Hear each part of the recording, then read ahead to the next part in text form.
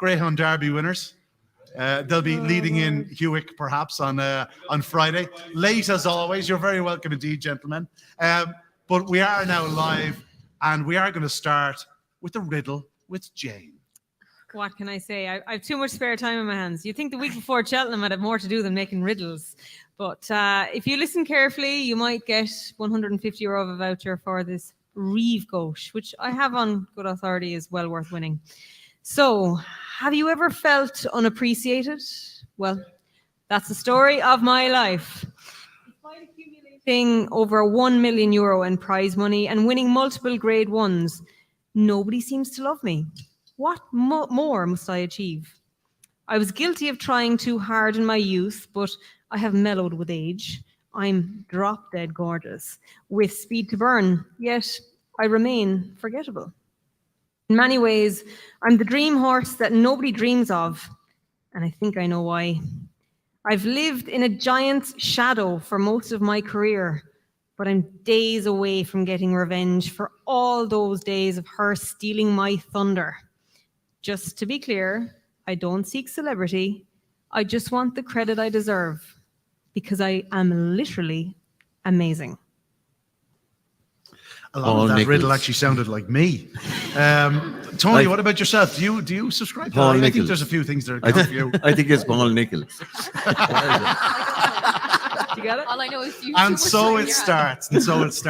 As you can see, I said to you earlier on, that's my speaker falling on the ground. I said to you earlier on that the panel needed no introduction. It's a mayor, yeah? With that, I'm going to introduce the panel.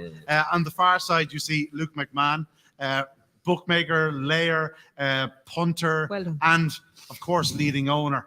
We will be getting into Luke quite a bit tonight. We're really gonna earn his crust out tonight. We're gonna be getting onto him as much as we possibly can.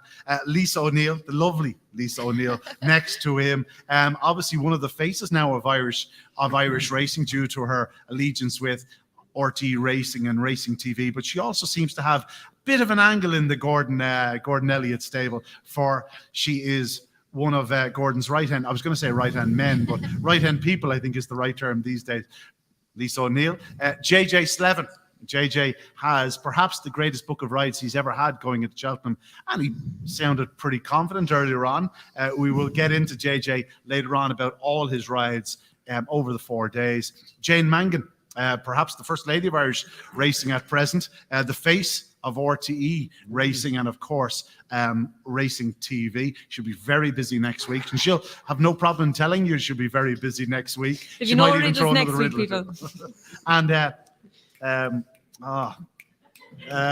Willie. Remember Mullins. Willie. Which of the Mullinses is? I get lost. There's so many of them. No, Tony Mullins, a man that is honestly making a living out of the preview circuit. Rumour has it he has one booked in for April, May, 3 in July, and a few next February and March. And of course, the man to my right, Deasy, as we all know him, one of the faces of Matchbook Betting Exchange, will be through the night telling us how the markets are shaping up. He'll be giving his own angle into one or two of the betting markets. And by all accounts, it's a great panel, and we look forward to the next couple of hours. Let's kick off, because, as I said, we're only a matter of hours away. The first race at the Cheltenham Festival will be the Supreme Novices Hurdle. And this is a race that really does set pulses racing. It's the one race where the excitement gets to the crowd watching, it gets to the jockeys on board, it gets to the horses sometimes, because it's a very different sort of angle. JJ, you've ridden in this race before. It's a unique experience, I'd imagine. Yeah, sure, the famous roar, yeah, everybody knows about that, but yeah, it's usually a true run race.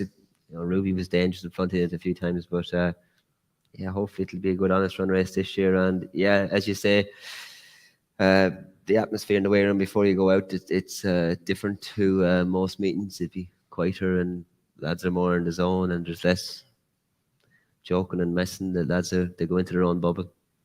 We all love a bit of joking and messing, though. You, in many ways, hold the key to this race, do you not? A high definition. Obviously, he fell at the DRF, but played a big part in Festival Vega's defeat on that occasion. Firstly, what are your own chances, and what do you make of the race? Yeah, like I'm not sure that it's a vintage renewal of the race. My horse is a very good flat horse. He's working very well at home. If you can get in a rhythm of jumping, I think he's got a massive chance. You know, he's a high cruiser. I was getting plenty of stick for taking on Facile Vega. Didn't feel like my level's a mile and a quarter horse in the flat, placed in a Tattersall's Gold Cup. He's able to go a gallop. I didn't feel like I was going that hard here. Maybe I had to jump to second last and walk. I don't know, but he felt to me like I was cruising away. And I think if he can get into a good cruising rhythm around Cheltenham and jumping, he'll run a very good race, I think. No, I wasn't quite sitting beside you at dinner, but I thought I heard you over saying, listen, I'm going to jump out in front and win by 15. Am I wrong? I'm going to ride him. I'm going to keep it simple on him, line him up, give him a bit of room and see where we end up. But yeah, I won't be taking them back anyway. Yeah. Deasy, before we get to the rest of the panelists, talk us through the top end of the market. Yeah, and just to give you an explanation, the prices, we're on a betting exchange. We do decimal odds, so they might seem a bit different to what you're used to. But Facile Vega is the favourite at 3.4. That's just under 5-2. Then you have Marine Nationale is 6.2. That'll be just under 5-1. Elete Thomas is 8.2. And you have Timuras is 12.5. High Definition is in there at 13.5. That's just over 12-1. The Verge is 21.0. Then you have Gaelic Warrior, who was the plunge yesterday, but he's 24.0. And then you're into the big prices, Chasing Fire, Dr. Bravo, and a rare edition there, about 25.0. We'll start with Luke. Luke, you're well adept at reading an exchange. The fact that Gaelic Warrior is at 24, I think, tells its own story. He's not going there. But what do you make of the race? Well, first of all, I would say to anybody that's going to be betting next week, like if you don't have an account with an exchange, I think you should. I think you should keep all your options open. I'm not saying don't bet fixed odds, but ever since COVID, we've come back racing full time in COVID, the betting shows have been disgraceful. And like it's quite simple. Like if there's a bar there and it's £4 a pint and it's £6 a pint there, you want to go there. A Stateman like in the champion hurdle is going to be 11-4 or 3-1. He's going to be nearly 5-1 on the exchanges. So I'm not saying don't bet with fixed odds, but have both options open to you. Has there ever been a 33-1 chance in the exchange that didn't go off, or a 33-1 fixed odds that didn't go off 51 in the exchange?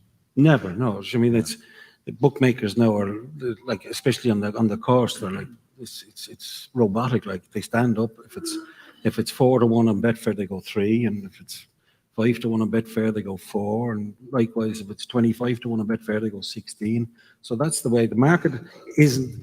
Years ago, when I was making a book in Cheltenham, or even at the racetrack, the market was in the betting ring.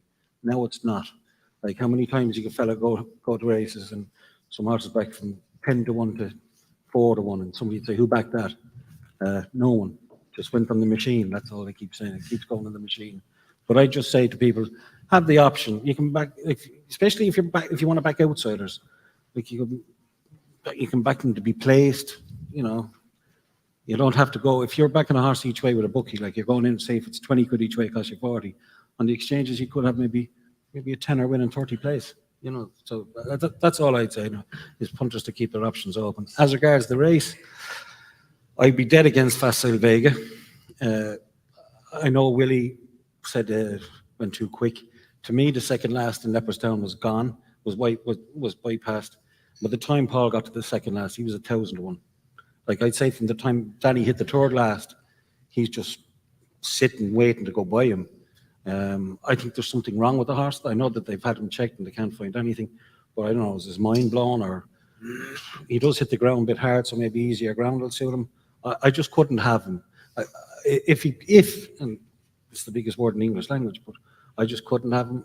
I can't have Marine Nationale.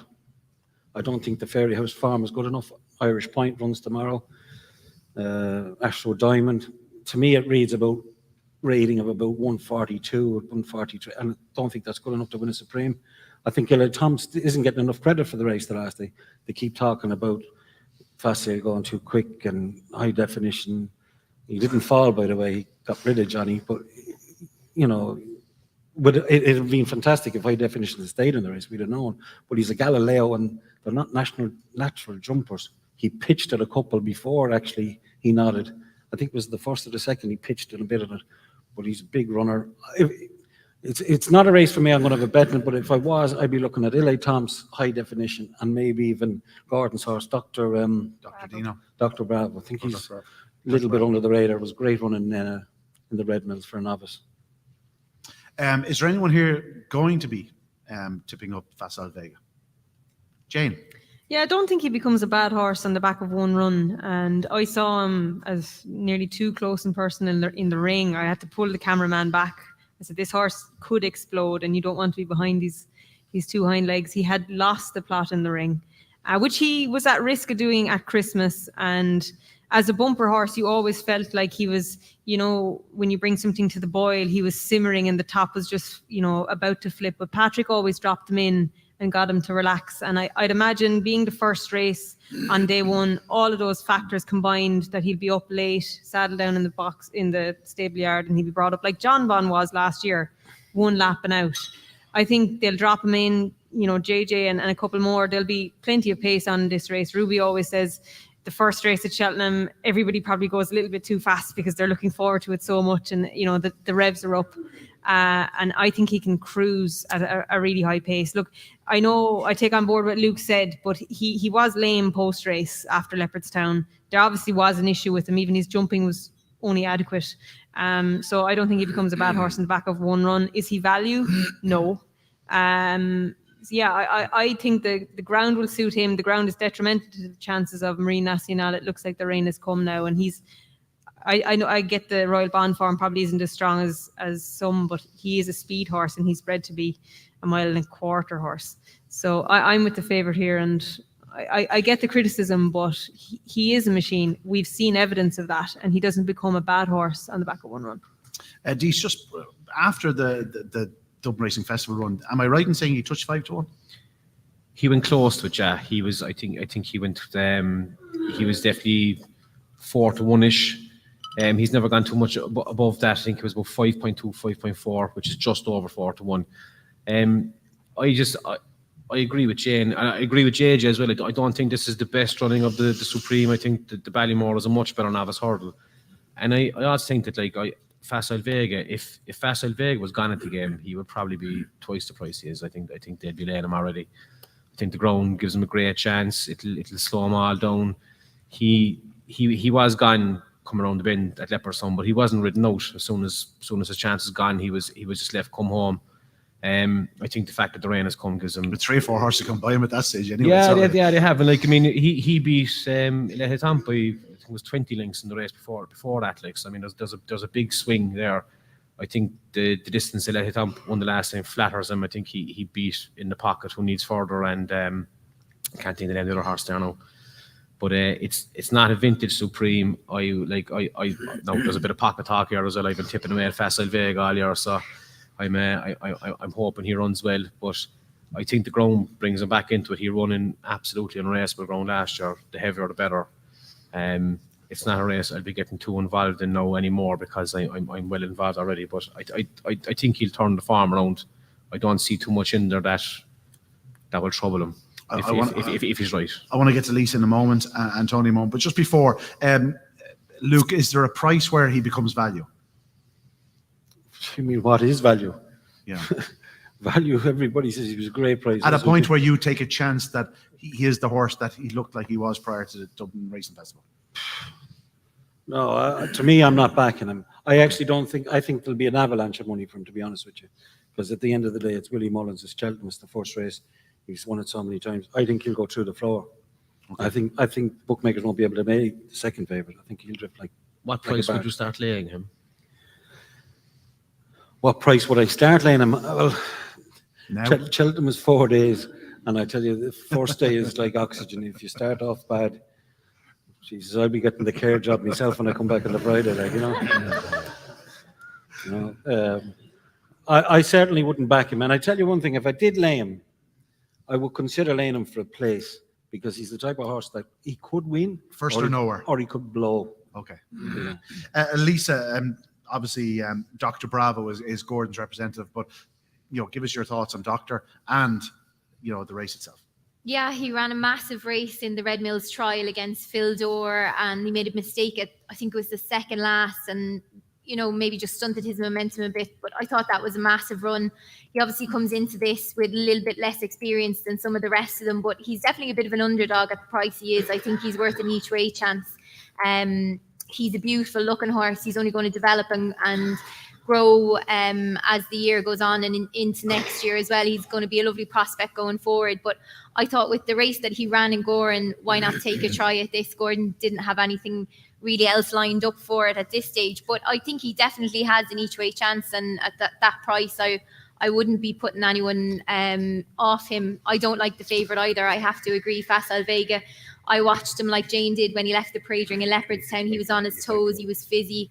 I think with the hype and the atmosphere before the first race on the first day, I think that could get to him as well. I'm sure they'll change tactics, drop him in, try and get cover.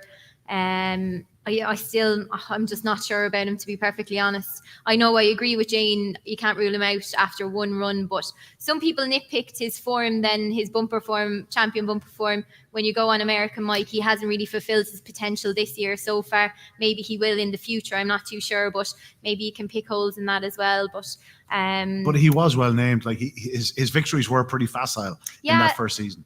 They were, but I just think he's a bit of a hot pot, and I do agree with Luke. He'll either win or he won't. He just won't. He won't even finish in the first three, I think. What would carry your fiver?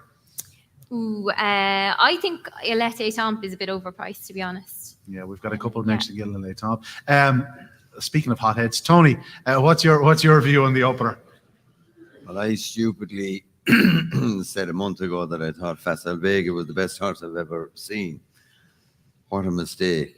He's just like, real horses don't get run out of it by high definition after 3 hurdles. It's just, I'm disgusted I ever said that. I think he has no chance. I'd say he won't be at the last bend when the winner passes the post. You've got to have a mind to match your ability, and this lad hasn't. Yeah. And I was disgusted. What are your thoughts then? What'll win it then? I thought exactly read it very much like Luke, that Elite Tomp is way underestimated. When all the Johnny and Paul went off so fast that day, and Danny was able to sit in behind, and literally from the time that high definition exited, he controlled the whole race. I mean, they're talking about Facile Vega being beaten at the second last. He was beaten before he crossed the roadway with over a mile to run. I mean, I was disgusted with him that he would blow his mind like that. He has loads of experience. He had a couple of runs over hurdles. I'd say he's the worst favourite of the week. And Willie still fancies him, but I've no time for him now. You sound like a disappointed father when Danny came home at 14 smelling a drink or something. I know. I mean, I'm disgusted that I got duped into thinking that he was a mighty horse, and it was youthful exuberance that was beating, other juveniles. And when he got in the acid test, he burst. That's fair enough. I don't mean he burst the blood vessel; he just his mind burst. There's another good point about LA Tomp. Now, Tony, Willie loves buying 3-year-olds in France, but he likes to keep them for a year, because when they win at 4, they're into open grade at 5, like Vauban. Yeah. And he hates running them horses. And LA Tomp ran in the Triumph Order, but lucky enough, he ran well. I think he was 4th. But if Vauban hadn't have won the Triumph Order, he'd be in this race. Yeah. And would be a hot pot, yeah. Yeah. Do you know what I mean? If he could you imagine, like, Vauban's locking horns now with Champion Order or State Man, where if he was locking horns with the novices. I just think Elder Tom's a horse that's benefiting from staying in novice company for the extra year, Because of Facile Vega, then he's somewhat under the radar, and I think as a result, certainly for the panel, believe he's the value option. Yeah, I think he's a great each way, but I think he'll definitely be in the frame. Okay, if we spend as long at every race, we'll be here till Tuesday. We're just going to say we'll have to break for the Angelus. Yeah, no, there will be plenty of races. There will be plenty of races where we get through quicker. Let's go into the Arkle, which in itself is a very interesting race. Just Deasy, give us the top 2 or 3. Yeah, so John Bon is a slight favourite. He's 2.76 ahead of El Fabiolo, who's 2.82. Then you've Dysart Dynamo 6.6. Sanois is 11.0, and then you're into the big prices there. The Bambridge is 40.0, Final Order is 85.0. I'm going to start with JJ once again, because obviously Bambridge is listening to prices, but this isn't his target. But he rode in the Irish Arkle. How did it ride? What was your take on El Fabiolo, and how do you think he'll go up against John Bon? Yeah, that was a massive performance from El Fabiolo. I haven't went as fast over fences now too many times. Like Bambridge was like a 50cc quad in against a 100cc quad going around there. He was flat to the boards. El Fabiolo, he met one with his head down the back of the ditch, and he done very well to gallop out to the line as well as he did. Everyone's seen appreciated, and Dysart Dynamo collapsed. So, like, your man done well to gallop out to the line that day in fairness to him. That was a monster effort from him. But on the track, you could fancy Dysart Dynamo and Cheltenham. Danny or Paul or whoever's going to be riding him, he might get away sharp, and he might be able to get a few more breeders into him and use his jumping more around there. Maybe El Fabiolo could be on the back foot, and if he makes a few mistakes, I think Dysart Dynamo could take catching. I don't really fancy John Bon. I didn't like him the last day in Warwick. He was a bit putting down on a few fences and jumping a bit right. He looked like a horse. I don't know whether he was feeling something or something, but he didn't look the same horse. And it's going to be a great race. Tony, what do you reckon of it? I'd say El Fabiolo in Leopardstown was unbelievable. He ran too free. He burst 2 or 3 fences out and still motored in. Is there a chance he was too good, in a sense, where he might have left his race Well, behind him? he wasn't too good, because, I mean, he did run too free in what Johnny is just after saying it was a very fast race. And then he burst a couple of fences out of it. So he has a few things to tidy up, but weighing by far the best ability, in my opinion, and might be best favourite on the first day, I think, El Fabiolo. And he will start favourite, I think. The Irish money will come from. Yeah, I'd say that he's very good. Like, this horse was only a half a length off John Bon last year in Aintree when he was a baby. Now he's a man, so I'm expecting him to come forward a lot more than John Bon. And then St. Roy, I don't know, does anybody know? I can't see him running this. He runs here, yeah. Definitely. He does run in this. Yeah. Oh, yeah, sure. JP has 3 or 4 for the Grand Annual, yeah. No, this would be a 2-horse race. I can't see anything else getting into it. The 2 favourites, and I think El Fabiolo, unless if he hits a ditch as hard in Cheltenham as he hit in Leopardstown, he'll pay the penalty. But I think he's learned. He's a very, very good horse, this lad. Jane, there's 13 fences. How many will he hit? He could be. He's just a little bit clumsy. He's 17 hands. He's a big, tall horse. He's not as maybe furnished as a John Bon was. But I'm going to take a different view to Tony in that. Okay, there was half a length between him at Aintree last year, but John Bon was after a ferociously hard race in Supreme when he took on Dysart Dynamo. An insane race, really. Yeah, and he was a very hot horse last year, whereas this year I think they've worked on getting him to relax. And in Warwick, they nearly got caught out for being too relaxed. I've done a few previews with Nicky Henderson. He said after Warwick, he was blowing for 40 minutes. He didn't realise how unfit he had him. And he said, like, he's seriously confident in the horse now, that he's a better horse than when they met at Aintree. And his jumping is electric. Like, he is the most natural novice chaser you will see. He'll be completely comfortable, as I do think El Fabiolo can cruise high as well. I don't think he's going to be on his head following Dysart Dynamo. But is it fair to say that the horse he beat in Warwick, like... he won since Calico. Yeah, but I mean, what is he, a 130? Yeah, 130 horse. I mean, he's completely inferior. And it's very easy for a good horse to cruise and be where he wants to be against them. Like, El Fabiolo did it against the real deal. That was the best novice chase run this year. Yeah, by far, the Arkle in Leopardstown this year was in a race, not preparation for Cheltenham. It was an unreal race of the season. Do you not think that they blew up a spot? Like, Appreciator was backed as if he was unbeatable that day, and he was gone before the last fence. Well, that's what tells me that how good a race it was. I'd say it was just an unreal race. I don't know, will there be as good a race running Cheltenham this week? Probably not as much Unreal depth, race. but the beauty for an Irish perspective is that Willie Mullins realised, okay, Appreciate It needs to go up and trip, Banbridge needs to go up and trip, you know, rather than finding out on the day at Cheltenham. Well, I think that That's the beauty of taking each other on, which is not happening in the UK, really. I think they need not to meet El Vapiolo. Yeah. That's what they need. It's fair enough. He's just a superior horse. You're on John Bon. I'm on John Bon. I think he's the real deal as a novice. I think El Fabiolo will be a better horse probably than him in time, but around a tight track on that kind of a pace, I think he's jumping and he stays really well. He doesn't quicken.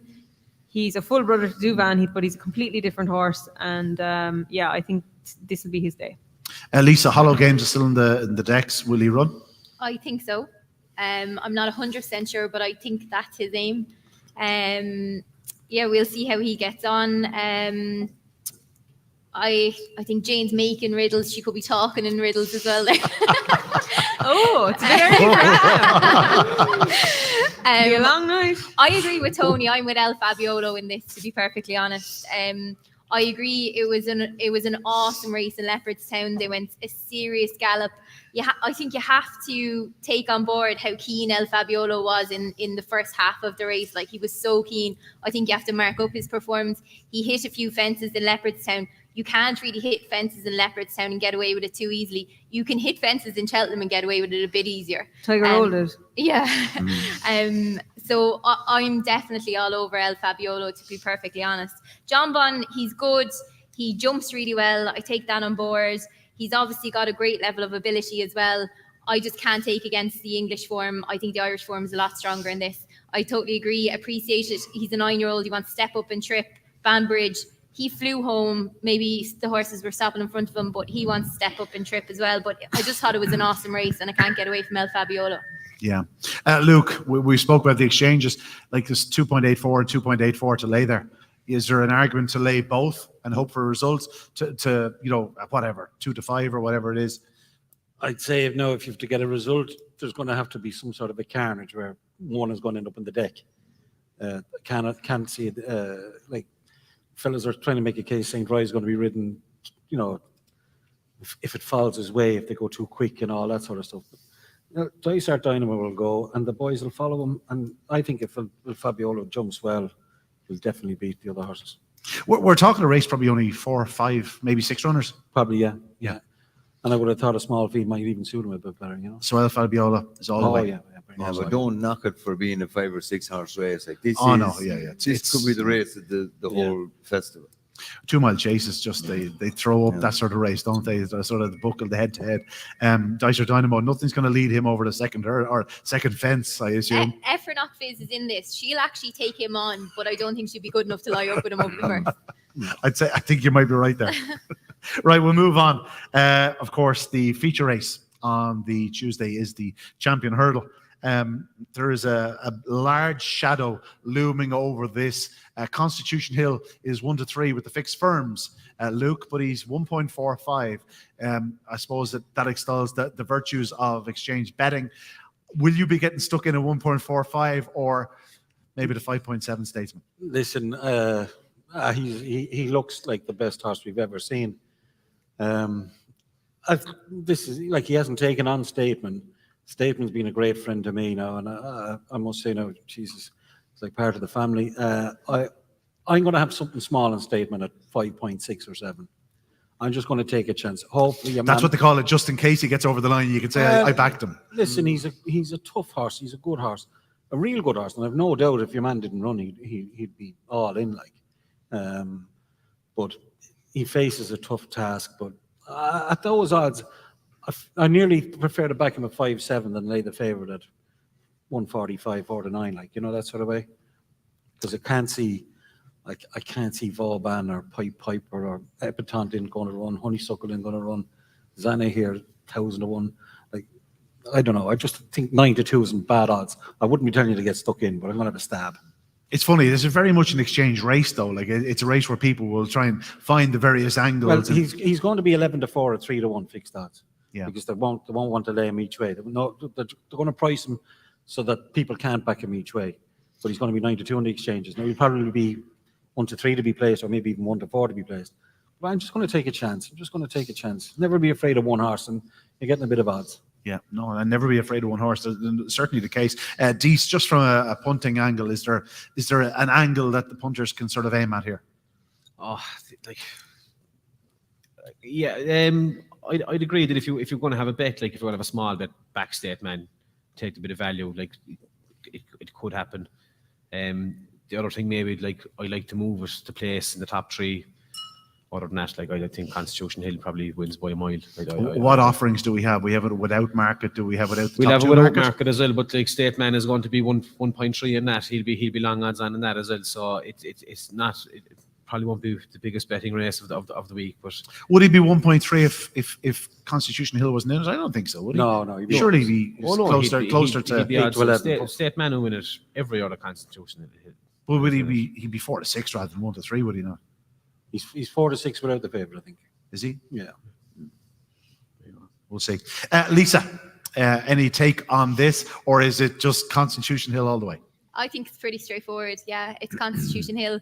I hate to say he's been awarded the race before it's even happened, but it's looking that way. I can't take anything from State Man.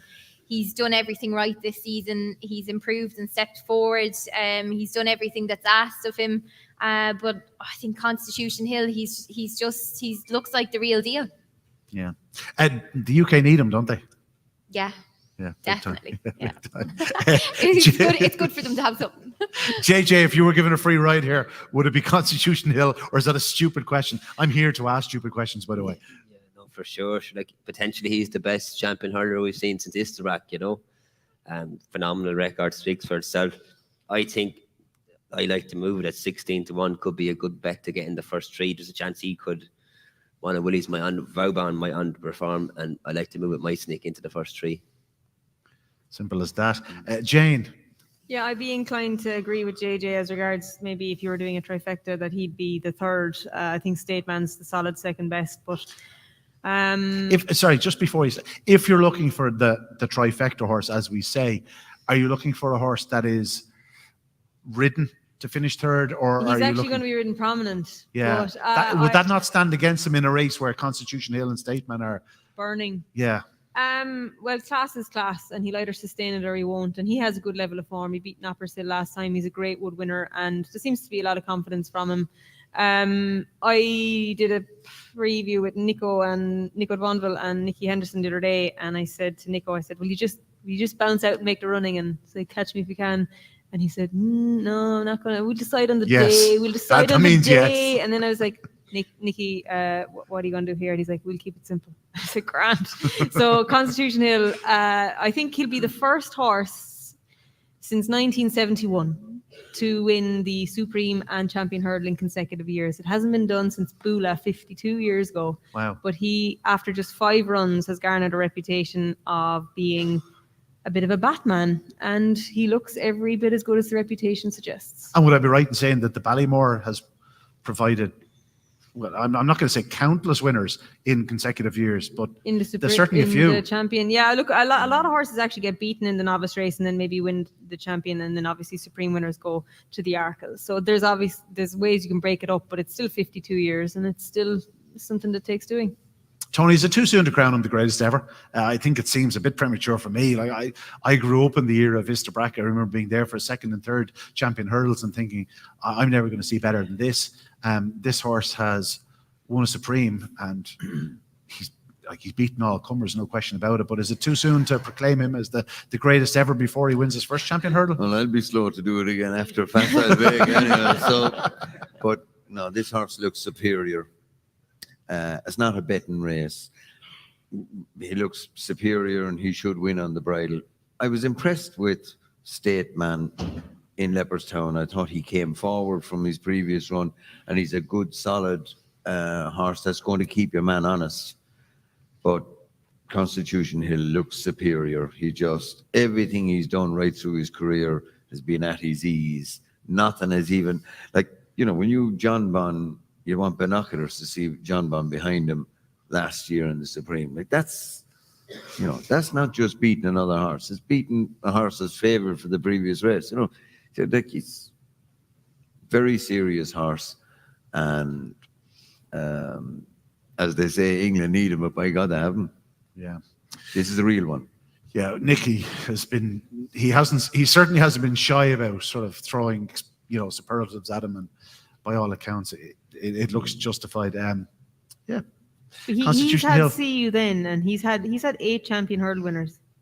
Yeah. He knows, like, if he's saying it, then he's not talking bull. Yeah. I told you, just the punter in me, just 3 on in the championship race. You get itchy fingers. You just want to press the pink button, don't you? You just want to lay him for a few quid. But no, I think he is the real deal, no question about it. Before we move on to the Wednesday, we are going to talk about firstly the Mayor's Hurdle. Any other bets? So just get them in your mind. We are going to the Mayor's Hurdle though, and it's a pretty. I think there's probably been more talk about this year's Mayor's Hurdle than there ever has. I see Marie's Rock is currently favourite. Are we, Luke, are we certain that she's going the Mayor's Hurdle route? Nicky has suggested he'd prefer to go the Stayers route, but the owners seem to have made up their mind. Well, I think the money talks all languages, and he can lay it at 4 point something, and he's 20 to 1, I think, she's 20 to 1 for the Stayers Hurdle. So it looks she's going to go here, and she's definitely the mare to beat. Of course, she's defending champion. She'll, relish the hill. Is that your view? She's the one to beat. Well, I listen. I'm like everybody would love to see Honeysuckle win. I just can't see it. I think she's digressing. I think her last run, she's probably run to high 140s, maybe 150, and I don't think that'll be good enough. Do you think she regressed from the first day? First day of what?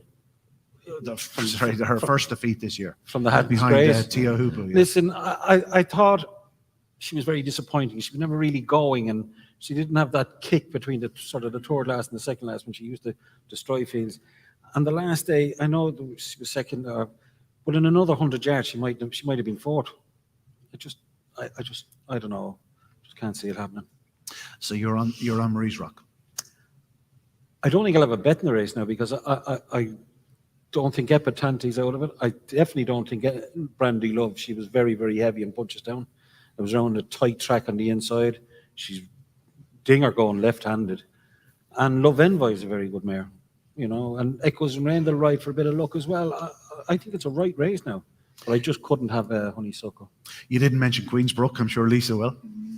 Yeah, I seen her this morning right now. She looks really, really well. She's in great form as well.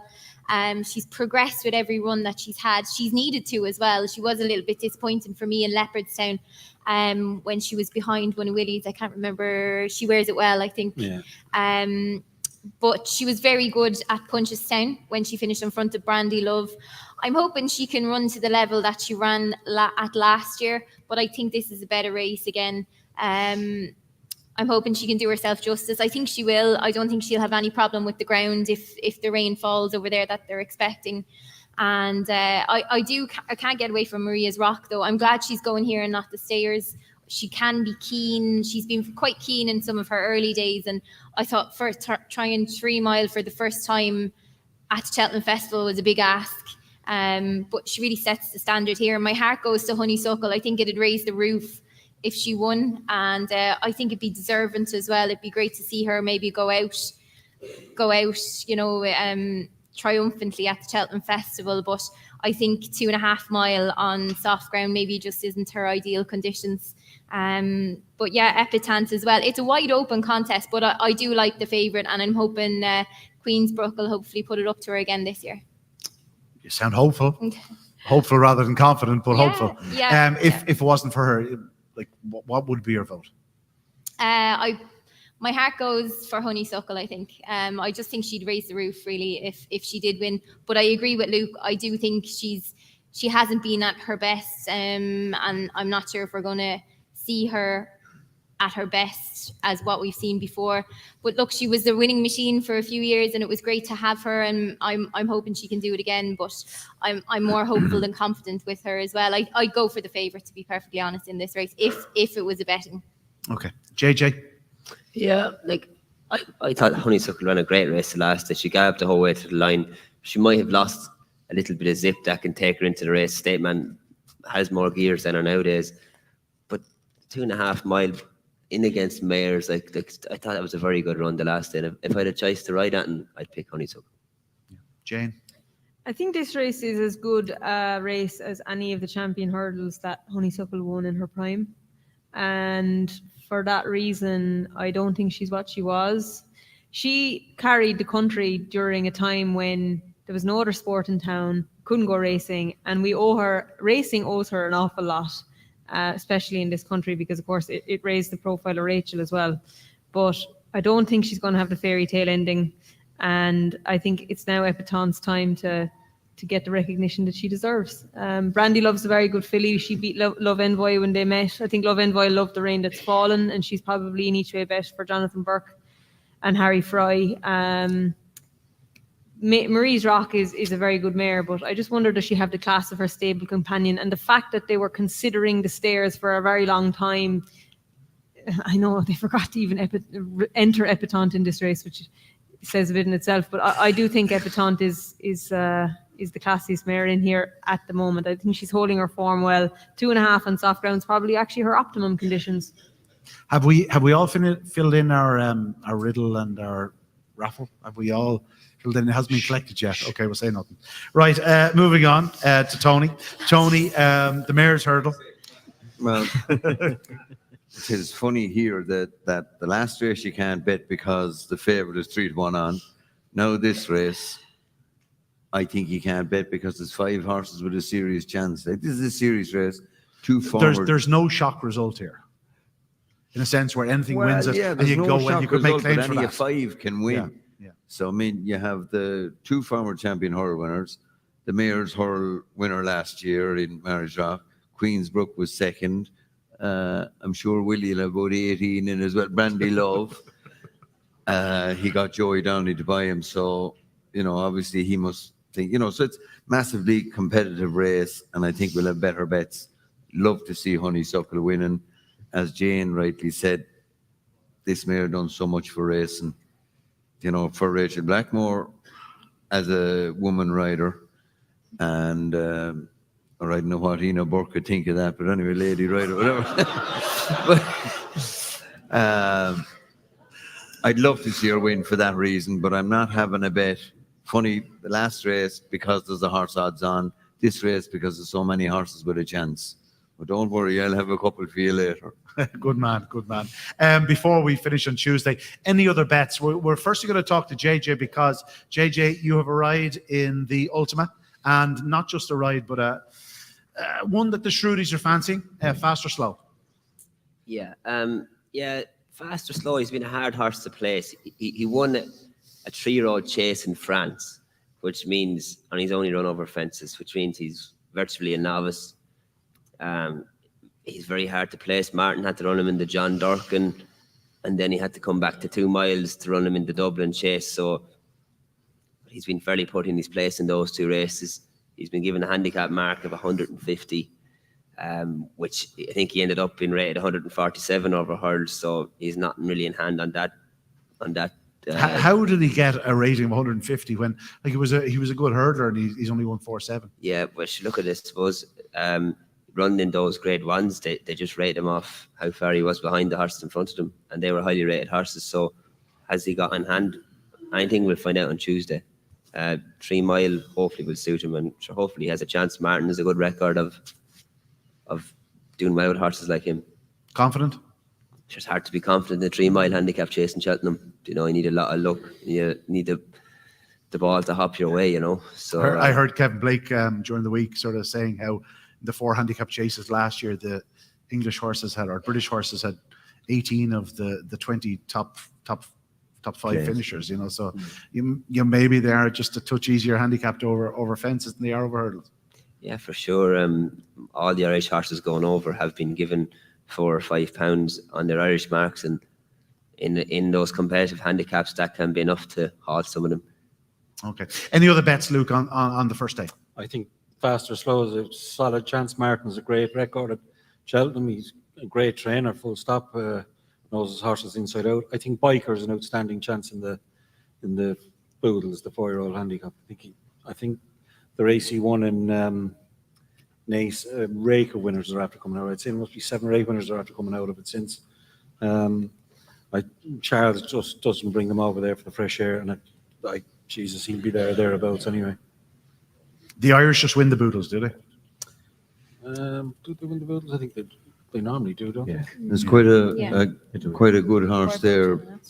Ben Pauling has just bought in France, and his name is Bad. So And, you won't forget- Rachel rides him. And Rachel Blackmore just got the ride on him, yeah. Now, he won a good listed race below in Poe, and I don't know, maybe someone wiser than me can explain this difference in his French rating equates to 138, and he's running off 26. So in effect, he has 12 pounds in hand. Now, I don't know how they do this. Gaelic Warrior had it last year, and we all lost our mimics on him. He got beaten a half a length. But there's some discrepancy about this. Our Irish handicaps, they add 8. They seem to take away 10 in France. And where do you think we were getting our good horses, Sonny, in France? I just don't understand it, but this horse called Bad is good. Well, you were the man talking about it. I think you are single-handedly the man that's responsible for him being single figures. He's 9.4. Well, I know that what I shouldn't know, he worked very well in Kempton last week. And I'm told from the Ben Pauling stable that he settled in well. And if he has this 12 pound in hand that it appears to me, so somebody, I'm sure some handicapper will have to go on the telly and explain this. Gaelic Warrior got it last year. Even though he had top weight, he was so far rated above them on his French form, and he still got in at about 8 or 10 pounds. Do you know anything about that, Luke? About that? No. Our Irish horses. If he is, he's not saying it. No, I don't, honestly. It's a loophole for buying a horse in there's another one later in the week there, Gypcot, and he's going to come straight from France without a run. And he's fancied as well. So it's something I don't understand. Someone will have to explain it to me, but I'd say Bad is good. Bad is good. Lisa, any other bets on the first day between the Ultima, obviously the Boodles, which we have to give your opinion on the Boodles, and National Hunt Chase? Yeah, I actually like the favourite in the Boodles, to be honest. Cow. I actually picked him out when he ran in Leopardstown. I thought he'd really good, strong, solid form in some grade one that he ran in that day. And I think the JP McMahon team have won 2 of the last 3 renewals of that race. And they won it with Aramax, who was rated, I think, 139. They won it last year, or 138. They won it last year with Brazil, who was rated 137. And Takao was rated 135 this year. So I'm kind of going to go with him. I know it's a wide open enough contest, but I think he's got good solid form in Grade 1 company, and I think he's still got a nice weight on his back. He could be a little bit of a different class compared to some of the rest of them. I thought in the Ultima, actually, I know I really like the favourite. I sound very boring. I keep saying I really like the favourite. It's Lucinda Russell's horse, but if you were Rambler, isn't it? Yeah, Cork Rambler. If you were going to back him, I thought Oscar Elite actually at 10-1 was a good each way bet. He was second in it last year to Cork Rambler. He's better off at the weights this year. I think he's had a wind operation. He's coming into it off the back of a win. He needs to recapture last year's form, but I thought it's pricey as he might be an each way bet. Okay.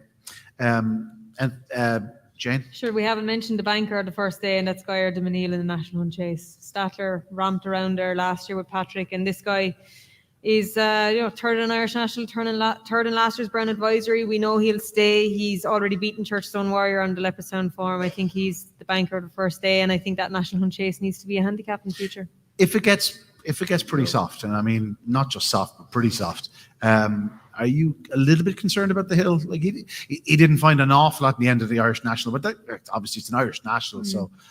No, I think he'll be cruising around. Look, Chemical Energy is a good horse, Mallory Mission and all them, but I don't think they'd have the level of form of this guy. Deasy, you've taken this. I'd be laying him all day, yeah. At the price is, I think he'd go off evens if slightly lower, so you're getting an even money bet that on the rest of the field. I think it'll be slow ground that'll be churned up. He has 20-something fences to jump over 3 3/4 miles. I'd rather be betting on to lose and betting on to win, I think, in that race. If anyone fancies that shirt that DC has on him now, he uses back Guyer de Micheál in the National Hunt Chase. Yeah. That's it. Any other thoughts on the opening day? Nope. I think we'll move on. Right. The second day of Cheltenham. Obviously, it's the Wednesday, isn't it? Yeah, it's always the Wednesday. We'll kick off proceedings with, am I right in saying, Luke, a vintage renewal of the Ballymore? It's a very, very good race. I couldn't have the second favourite in my mind, Hermes Allen. I don't think that has any chance, to be honest with you. I don't think that its farm, it won there in October, beat horses that I wouldn't say the horses it beat haven't even an entry in Cheltenham this year. If he was yours and you had to enter him, would you have entered him in the Albert Bartlett rather than the Ballymore? No, I'd have left it to Paul Nichols around where he thought it was, but I just don't think he's good enough. The Challow Hurdle, he was awesome, but like Gordon sent over Yoke, Paul Nolan sent over Yoke, they were no good. Like they were just, and it's an awful race for this race. Now, the favourite is favoured mainly because he's coming from Willie Mullins and the confidence that's coming out of the yard. His form, he beat the Model Kingdom like in around a tight 2 miles in Punchestown. That's not hectic form, but they know what they have down there. And regarded novices. It was effectively a public schooling, though. Like, yeah, only he was out the front rather than out the back. Well, like, he couldn't have won any handier. Yeah, and when they just went, he just quickened away as if. But you'd expect that. I mean, the Model Kingdom is, as I said, she's not even entered in Cheltenham. He's a hard horse just to get a gauge on, because when he won in Naas, even though he was favourite, there was no outstanding talk of him being a Ballymore horse. But like, he won by fucking 17 or 18 lengths. He was good in Punchestown. I have to respect the camp. They know like what novices they have, and all the vibes from the good judges like David Casey and everything like that say he's one of their best bets of the week. Good Land is a solid horse to stay as well. He won in Leopardstown over 2.6. He's coming back to 2.4. Imperial Pass could be a champion hurdle horse next year. Gaelic Warrior, I would think, is a dangerous horse here, but I'm just afraid of my life he's going to go out to the right again. Yeah. And that's a hard thing to do. Champ Kiley, I know Danny fancies it. Imperial Pass could be a fantastic horse.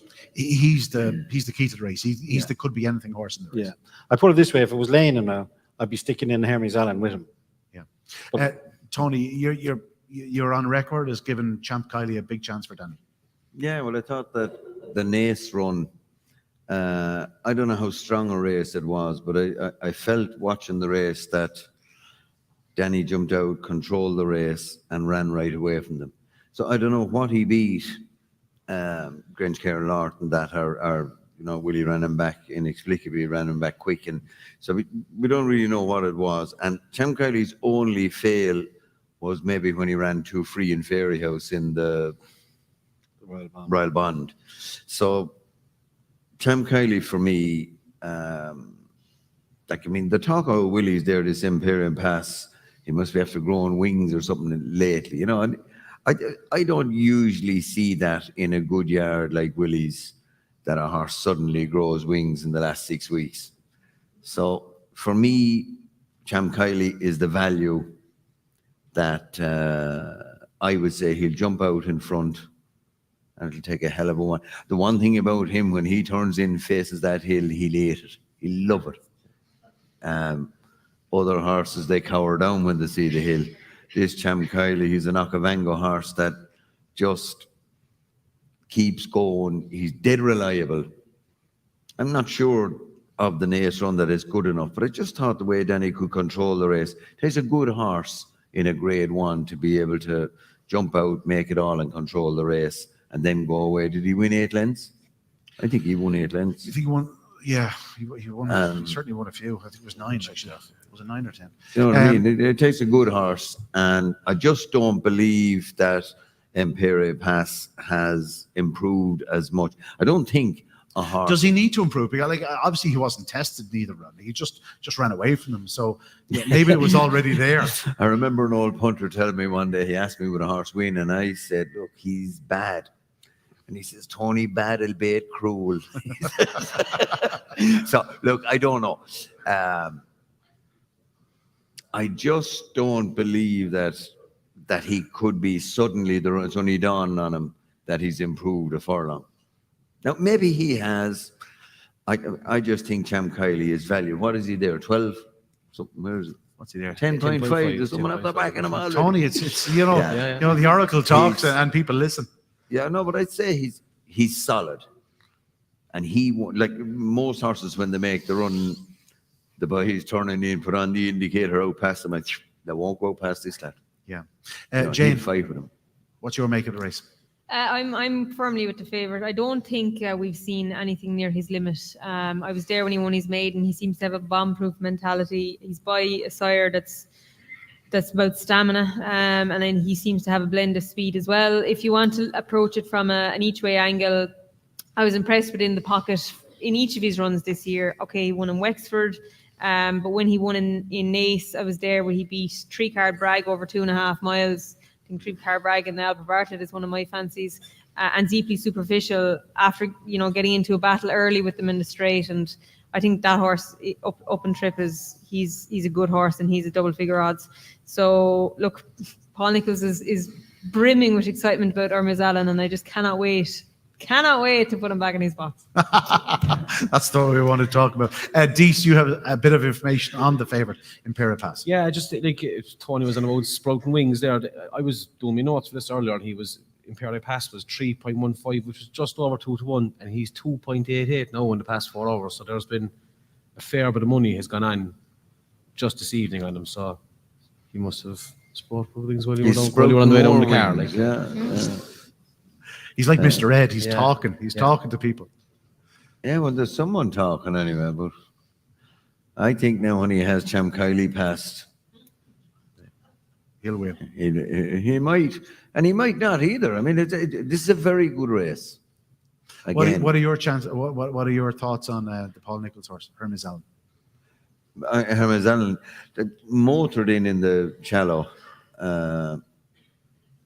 Traditionally, the shallow is not good enough, you know. So look, he won well, and Nicholls is confident about him. And sure, I suppose he's entitled to say he's the best in England, but I don't think they rate with the Irish horses. Now, have we any mix of form? Did any novice hurdlers? Tristan Davis brought a horse over, but he ran terrible at the Dublin Racing Festival. I like to move it. Oh yeah, they came over here. Yeah. But did any Irish horses bother going to England? No. One or two, and they ran terrible. Pulled up nearly. But But it's a lot. Well, Tony, Music Drive was behind him at Must be Cheltenham. He was a drive, I think. Was it? Tony, Music Drive. if Cham Kiley wins, it must be that nearly going to history. Would it a Galway maiden hurdler winning in the Sun Alliance or the Ballymore? yeah, but racing has changed. I know that. You know, you'll have a lot of those records broken now because of tracks being watered during the summer. I mean, you'll meet a Grade 1 horse in a maiden hurl in Galway now, but that just wouldn't happen 30 years ago. But with watering and that now, horses that might have got sick, we'll say in the spring, instead of throwing them out until October, they now come into training, and you know, you meet top class horses everywhere you go now because of watering and that, which is good. But you know, those sort of records will be broken regularly now because the face of training has changed with all weather gallops and watering at the races, you know. Hermes Allen started off at Stratford this year. You know, do we read too much into that, or was it just a case of the race? Few card won in Fontwell. It doesn't matter. Yeah, Derby winners come out of Killarney and Galway. Just good horses win anywhere they run. that's fair enough. That's short. You know, short, but short and sweet. well, I think your point is that trainers wouldn't bring him to those places if they thought. But I don't know, Willie had his Gold Cup horse running Tramore when there's people that wouldn't run their bad horses in Tramore. Like, I mean, they're so wrong. I mean, he has proved it there. He's used Tramore as a stepping stone to winning 2 Gold Cups with Fabiolo. you know, so Fabiolo won a maiden hurdling tomorrow. yeah, and Lorena and all those. I mean, the face of racing has changed with backs improving and all weathers able to keep horses more sound. So a lot of these things that you thought were taboo are going to have been changing over the last 10 years. Well, that said, he's also a course and distance winner, so we can't complain about that. JJ, if you had your choice in this race, Yeah, it's a race with a lot of strength and depth to it. I suppose Imperial Pass is the horse with I could be anything tag attached to him, really. I was second to him in Naas in his maiden hurl, and we bypassed the last 2 that day because of the sun, and he went by me, and he kept going and going and going further clear and won hard on the bridle. and he done it again in Punchestown. So we don't know how high the ceiling is with him. And I do respect Champ Kiley. I thought Danny was exceptional on him in the 2.5 mile, the Lawlers and Ace. Danny controlled the race that day, and Danny probably had as much to do with winning that race as the horse's own ability, because he really controlled it. And I was one of the fellas that was stuck in behind him. And but yeah, I think I'd be with him paired past and Champ Kiley to be second to him. Okay. Lisa, will Gordon have many runners in this, if any? I think American Mike is actually going for this, to be honest. He'll have to step up markedly from what we've seen of him lately. Things really haven't gone exactly right for him. How is he at home? How is he at home now? He looks good at home. I seen him schooling the other day, and he schooled quite well as well. But look, the season hasn't really gone to plan with him, and he hasn't really fulfilled the potential from what we've seen of him last season. So he really has to take a step forward. I really like the favourite. I thought he was really good in Punchestown over 2 mile. 2 miles probably too short for him as well. Thought he was. I love visually what he done in Naas in his maiden hurl. I think he's the horse with a bit of class. I think Hermes Allen is an out and out stayer. Goodland, he won the Grade 1 at Leopardstown as well. I thought he was really impressive. If I was to have a bet, I'd probably go with Goodland, maybe just to take a chance. If you tie the form lines together, actually, Nigel Twiston-Davis's horse that Luke was talking about, We've All Been Caught, he was 10.5 lengths behind Hermes Allen when he won at Cheltenham, but he was 37.5 lengths behind Goodland at Leopardstown. So I will go maybe take a chance on Goodland in it. Okay, good land for Barry O'Connell. I was hoping for a good couple of first couple of days. Okay, that's the Ballymore. We'll move on. The old RSA, the Brown Advisory Novice Chase. I'll never get used to calling it that. Dees, just give us a run through the top 3 or 4. Yeah, so Johnny Colum is the hot favourite at 2.6, the real whacker at 6.6. Gallia de la Tour is 8.6. Time Hill is 9.2 with Sir Gerhard 9.2 as well. Then into the big prices there, Thunder Rock 18.0, Ramillies 28.0. The more rain that falls, the shorter the price the favourite, perhaps, Luke? Oh, definitely. If it goes very soft, this will go through the ground. This will be an even money chance of 11 to 10, and more than likely will win too. He's a very, very solid horse. Stays forever and ever. It's a very safe jumper. Just ticks all the boxes. The real whacker, I don't know, he's a great jumper and he was impressive the last day, but I think the horse he beat, Monmoral, is a very overhyped horse. I think he won at the previous meeting. He beat a horse at Gordon's, Timo Driscoll's horse. Indigo Breeze. Indigo Breeze is a Ballinrobe horse. If Sir Gerhard comes back, Sir Gerhard is a brilliant horse, but it's hard. But in saying that, he's not a bad price, to be chancing a good horse, but he's the only horse I'd fear if I was lumping on Jerry Colum, because he's such a good horse. I mean, he was free last year in the Ballymore, and still beat 3 Stripe Life out of the park. You were talking, I actually thought he might come back for a champion hurdle, but I'd say things haven't gone his way. I wouldn't mind Gowran Park. He can't go right-handed, but I mean, he's been to Cheltenham twice. He's won the bumper there, and he's won the Ballymore. He still won by 38 lengths in Gowran. Yeah, it was only a 2-horse race, wasn't it? To be fair, and he left a fair hole in I think it was the second. Yeah, it wasn't exactly screaming that he wants to go around Cheltenham fences, but he's going left-handed, which will suit him.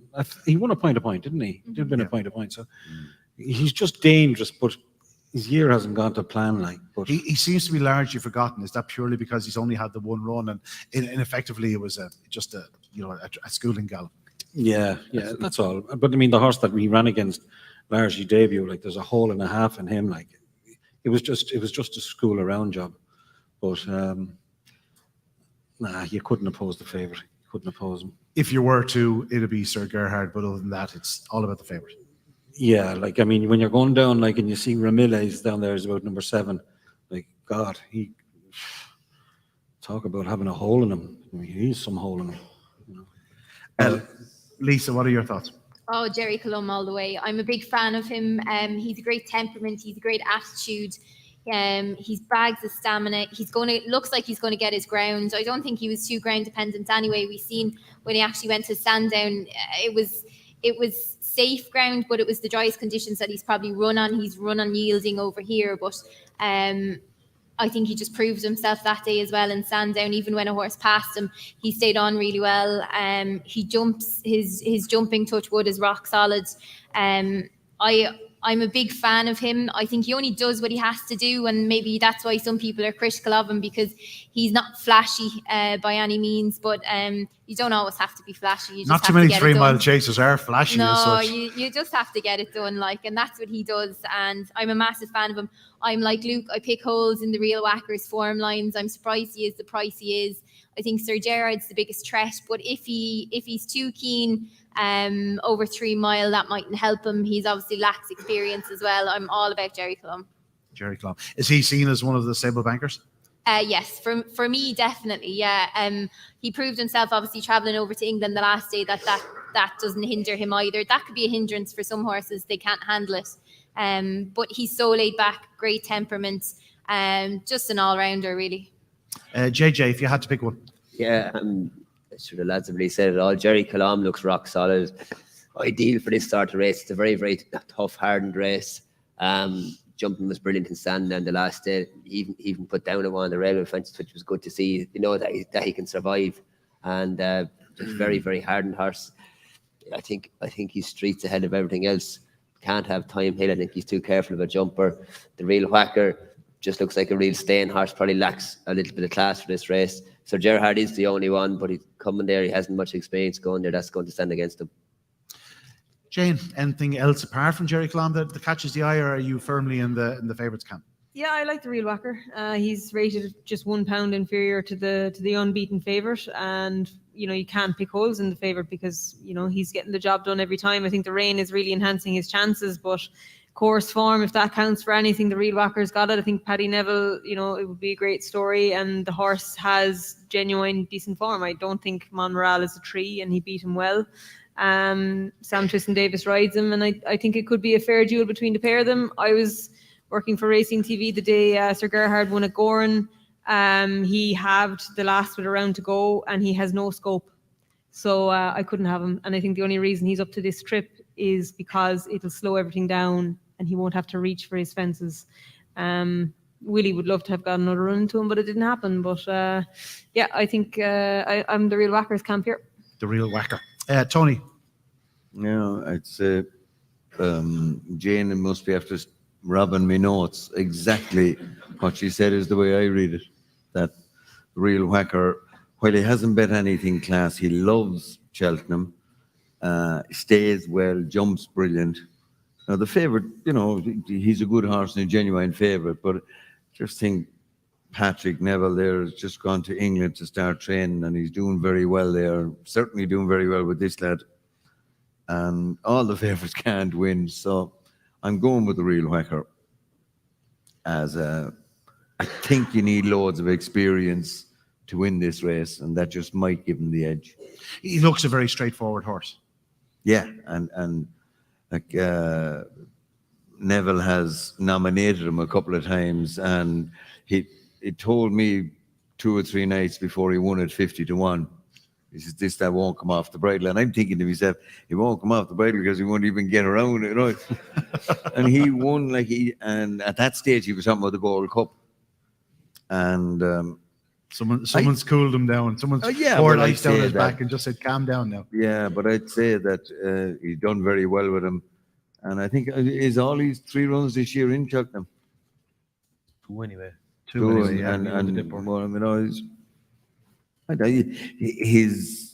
I'm surprised to hear that he's only £1 below your man in the ratings. I love a solid, experienced horse for the RSA. It's a very hard race on horses. Pierre de Minil is still in the race. He's rated another £1 ahead of them, but I assume he's certainly going to the National Hunt Chase. Well, that's just the vibes we're getting, but sure, Willie could change his mind. And, No, couldn't believe it. So we have 2 for the Real Whacker, 3 for Jerry Colomb. We'll move on because the Queen Mother Chase, Deasy, I dare say this is very much an exchange race. This is a race where the exchange will sort of come into their own. Shishkin is the favourite, but depending what camp you're in, you can either take him on or you back him for pound, shillings and pence. What way do you see it? You're looking at last year's race, I think. Shishkin is in the Ryanair. You're right. Edward Stone is the favourite for this, the champion chase. He's So I'm looking at the right 2.7. here. Yeah, okay. Energumene is 3.0. Editor de Geet is 6.6. And then you're onto the big prices then for the likes of Nuba Negra, Gentleman to Me, who's been a big drifter today, Grenadine. Yeah.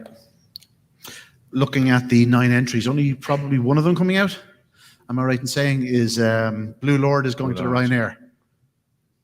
Would that be right? Yeah, I think so. Yeah. Do we think any of the rest are going to drop out, or are we going to have the 8 runners? I'd say that'll be the 8. Yeah. It's very much a case of let's do this again. Editor de Geet caught them on the hop the last day. Edward Stone is the big sort of the fancy for the UK. Jermaine obviously for Ireland. What way do you see it, Luke? It's a match. It's a dead match. The other horse just got away in him the last day. It's a different track. It's the old track. I fancy Jermaine. I'm slightly concerned about he's been a bit weak in the betting in the last sort of week. The man that owns it is an enormous gambler. I know for a fact he had £2 million in it last year when he won. I wasn't impressed when he won last year because Shishkin sort of went out of the race. It sort of fell in his lap, sort of. I think Jermaine, if they can let him rattle, is the way to go with him. You were after rattling me. Where did he get $2 million on? He did. Tony Bloom had £2 million in him last year. Barney Curley says you couldn't get 10 grand on a horse. Oh, you were in Cheltenham now. On the exchanges, you could be able to get £2 million on a horse at 6 or 7 to 4. At the festival. Oh, you would, yeah. He is listening, but Tony Bloom is the biggest. Tony Bloom is the biggest. If I only had 2 million. He's the biggest gambler. He's one of the biggest gamblers in the world. He owns Brighton Football Club. The Lizard. Yeah, he's an enormous player. An enormous player. And he's also amongst the shrewdest men on the planet. Oh, he's incredibly. Like he bets in every soccer league in the world. He has his own theories, his own betting models. He's about 80 or 100 people working for him. He's just an extraordinary individual. But he had £2 million on this horse last year when he won the championship. So there's every chance come the off, Jermaine could be 5 to 4, 11 to 8? If he plays. But he's not stupid. He had a big bet the last day, didn't he? There was reports of Star Sports taking huge bets on Energumene in Clarence House. I think this. So Star Sports can say I saw a preview the other night and they asked the fella and they wouldn't bet him anything. So, what they say. I think it's a dead match anyway. I couldn't oppose Jermaine, but I hope they jump and go. Yeah, I was going to ask you, do you think they bounce him out? I hope they do because I think he has that ability between the foot, a bit like an undersow. He can get horses out of that comfort zone that only grade 1 horses can do between the third last and the second last. And I just hope he does that. Edward Stone's going to be dropped in, so he's had a fall, and he was obviously beaten in a Stirling finish the last day. And he didn't fall on seat. On seat, excuse me. Those are two things that you wouldn't have expected to happen to him because he's normally a rock solid jumper and normally would really knuckle down in the finish. Is that a slight concern after 2 defeats, or would you forgive him? You'd rather not do it anyway, wouldn't you? That's fair enough. Lisa, what's your thoughts on this one?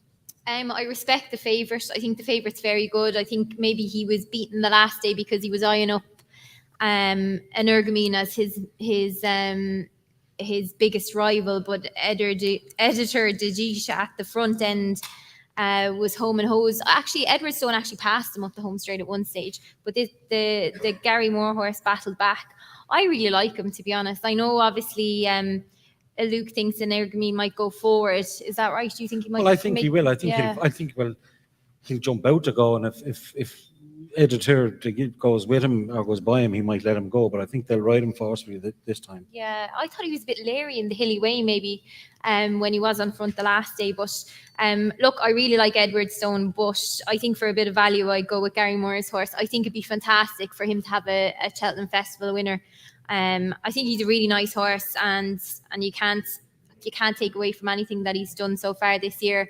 He's going to be up at the front end. I think that'll suit the old course. He might be able to slip away from them.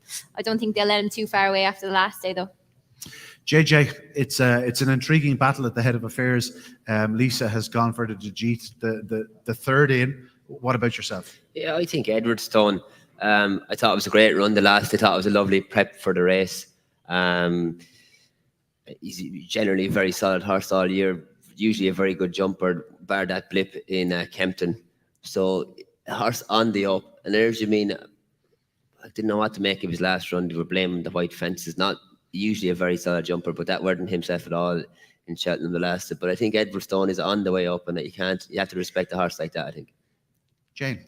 Yeah, I'm Team Edward Stone. I was last year when he won the Arkle. I think the statistic is 7 of the last 12 Arkle winners have followed up in the champion chase. And I just question, I like Energumene, I just question what he's achieved in his life, when I always thought Shishkin was a horse to go up and trip. And when they got into that battle at Ascot, it was an awesome race, but, he just got beaten by a stare. Last year's race fell apart, and I think Edward Stone showed how good he was when he got beaten last time.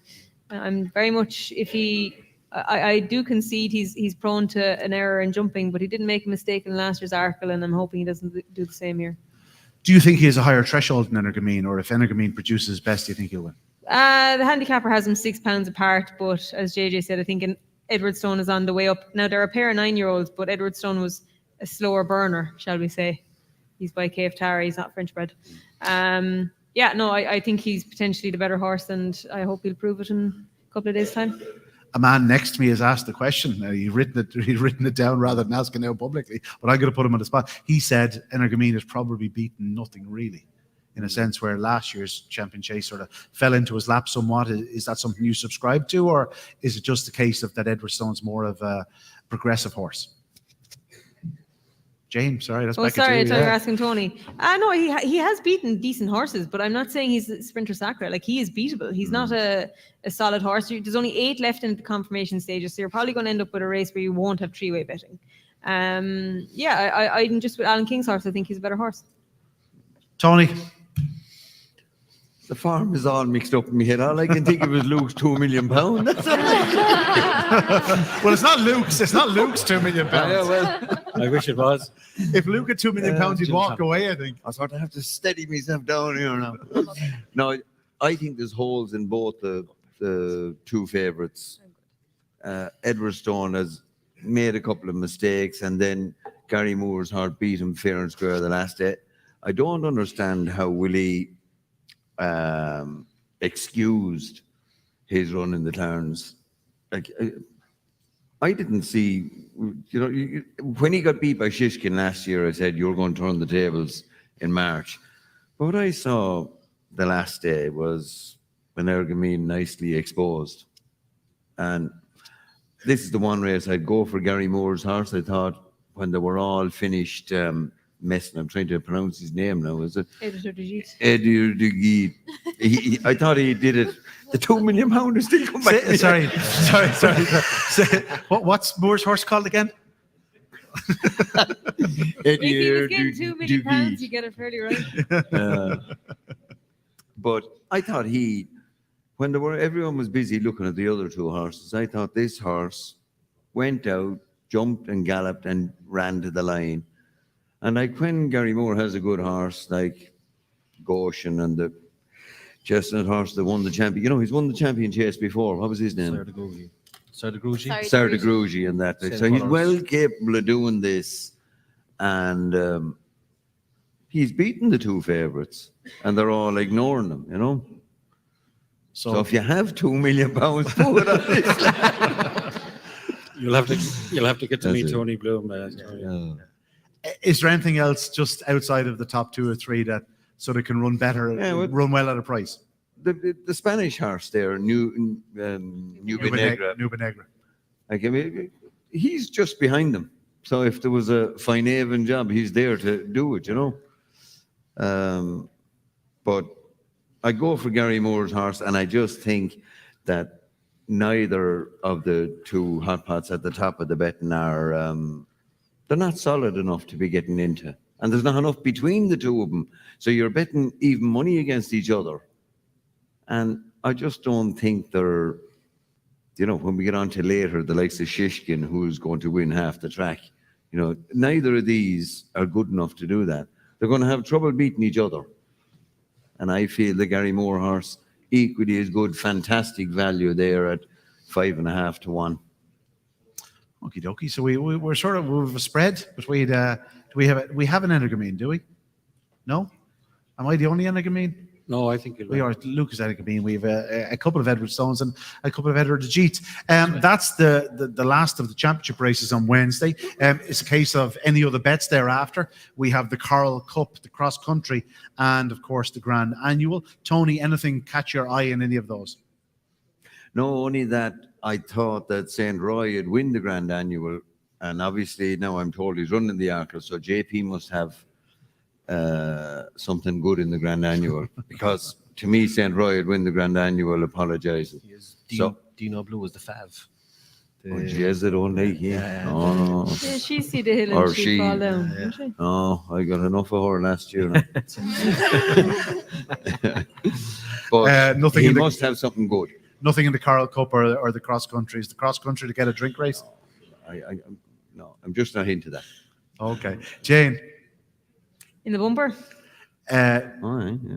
Oh, sorry, in the bumper course. God, we've Don't we've forget, we've 3 championships. One of We the have the biggest bumper punting course. races of the week. Is it a case of Willie's choice, or is there something else that catches your eye? Oh, well, you have to respect Gordon's record in the race. Lisa can tell us more about them, but he's had American Mike's placed in it, Fiona win it, and Violin win it. But I like the mare. I think she's whatever Matchbook has given us about her. It's for me is the favourite. I think only 1 in 12, one in the last 12 winners of the champion bumper have won it on the back of one run, and I just think it's for me. While his times were impressive, I think the mare's done more. I was really impressed with her at Dublin Racing Festival. Obviously, we saw what she did at Sligo. Fun. We're going to have a Wexford maiden hurdle winner. We're going to have a Sligo bumper winner. These horses can come from anywhere. I like her. Of the outsiders, I think of the 30 bumpers that have been run in Cheltenham, 23 of them have come to Ireland. So it says it's really foolish of me to put this horse forward, but Queen's Gamble is a second season bumper mare. Yeah. And I think she'll appreciate the softer conditions. She's got loads of experience, and Oliver Sherwood just wouldn't be stupid to keep a mare in bumpers for no reason, and she could have easily skipped and gone to Aintree. She's currently 23 in the exchange. You reckon that represents a bit She'd of just value? be an each way value, because we're very blinkered in Ireland when it comes to bumper horses, but I have a funny feeling we don't have a vintage crop. Factifile seems to be the one they're talking about, Let despite it be. being beaten last day. The ground is, I really like John Kiley's horse, A Dream to Share, but I just worry about the ground. He's by Muhar out of a Galileo mare. He's all speed. I could see him actually running well in an Ascot Gold Cup, or maybe take a Princess Zoe route in future. But for now, it's a bumper, and apparently stayers win bumpers. Anything else on the card? Again, I revert to Lisa for the cross country because it's going to Cullentraw. Yeah, it looks like that. JJ, do you have any other rides on the day? Possibly dancing on my own in the Grand Annual. It depends on what Henry's doing with jockey booking. So he's a horse that comes to his own. The better the ground, the better the chance he has. I think he's a spring horse. So you'd sooner it sort of dried up just for the Wednesday. Yeah, for sure. Anything else that catches your eye in any of the races?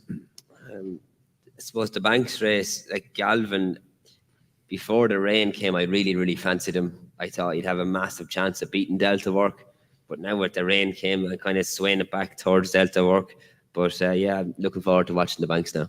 It tends to run a little bit faster than the main track anyway, doesn't it? The cross country. They can't water it, I suppose. So it's always going to be a bit quicker for that reason. But I think Delta Work, that's probably what beat Tiger Roll last year, was the ground, and Delta Work is the classy horse. He's probably he's better around Cheltenham than Punchestown. I'd say it's not a big a test jumping in Cheltenham. Well, speaking of Tiger Roll, we have to speak to someone who rode Tiger Roll to win around Cheltenham. Lisa, Gordon has this in the bag. It's just a case of which of them. I'd like to think so. JJ's after robbing my lines, to be perfectly honest, as well. I rode Galvin this morning. He's absolutely bouncing. He looks great. He looks better now than he did at Christmas time, I think. And he seems in better form as well. He's been given plenty of experience, is that right? He's gone over to Cheltenham. He's jumped over a couple of the cross-country fences over there. He's not a big horse. He's very quick. He's very nimble over them. You'd have to be confident with the way that he schools. You can't take away from Delta Work. He's been there. He done it last year. He proved that he was a horse that could do it off the back of not being there before. which is what Galvin is trying to do this year. It's very ground dependent. I've schooled Galvin before on soft ground, and he doesn't give you the same feel he does when he's on better ground. So he's definitely, for me, he's a better horse on better conditions. Delta Work will thrive with the rain that falls as well, and he was the undoing of Tiger Row last year. I think it was the first time Jack Hendy's ever ridden a winner in Cheltenham and got booed on the way back in. But yeah, it was all in good fun though. Yeah, yeah, it was. I think I was one of them who was booing him as well. But I think it's all about Gordon's too. It depends on the ground. If it turns up good, I'd back Galvin. If it turns up soft, Delta Work. Now it's just you and me here. There's no one else. Which is Gordon's bumper horse? Oh, I think he's going to run 5 or 6 in it. Look, they're all lovely horses. They've all got great chances. I think it's a wide open contest. I love Better Days Ahead. I think he's got plenty of experience behind him as well. Things didn't go right for him in Down Royal on his first run. It was a very tactical affair. I think the soft ground will suit him as well. He's probably a horse that's going to do better when he's a jump on front of him, but I think he's got plenty of stamina. Sometimes they can go a bit slow in this race. I think I've ridden in a couple of times. What do you think, JJ? I think they can go slow in this sometimes. No, Bumper. Yeah, I've never ridden it. Okay. I thought sometimes they can go a bit slow in it, so I hope that doesn't hinder his chances. But Sure, if they get a bit of rain, they'll call it off anyway. They're going really slow then. I think Better Days Ahead is probably the standout one, but I'm not dismissing anything else. There's Poor Liz Fields, Sam Ewy's going to run there as well. King of Kingsfield. I'm probably forgetting another Can we one excuse King of Kingsfield for his blowout at Leopardstown? Yeah, he was very disappointing in Leopardstown. I didn't like his head carriage in Leopardstown that day either, but it was probably too bad to be true. Nothing really showed up for that performance, but yeah, you'd Like he really should want, be 66 to 1 on the back yeah, of that. you'd really want to draw a line through it, to be honest, if you were trying to back him. And Luke obviously fancies something really strongly on the Wednesday in the other races because he's gone to the loo. That's it. That's 2 days covered. We're going to take a quick break, folks, and we'll be back in about 10 minutes' time. So bear with us. I promise you we'll quicken up a little bit. Oh, jeez.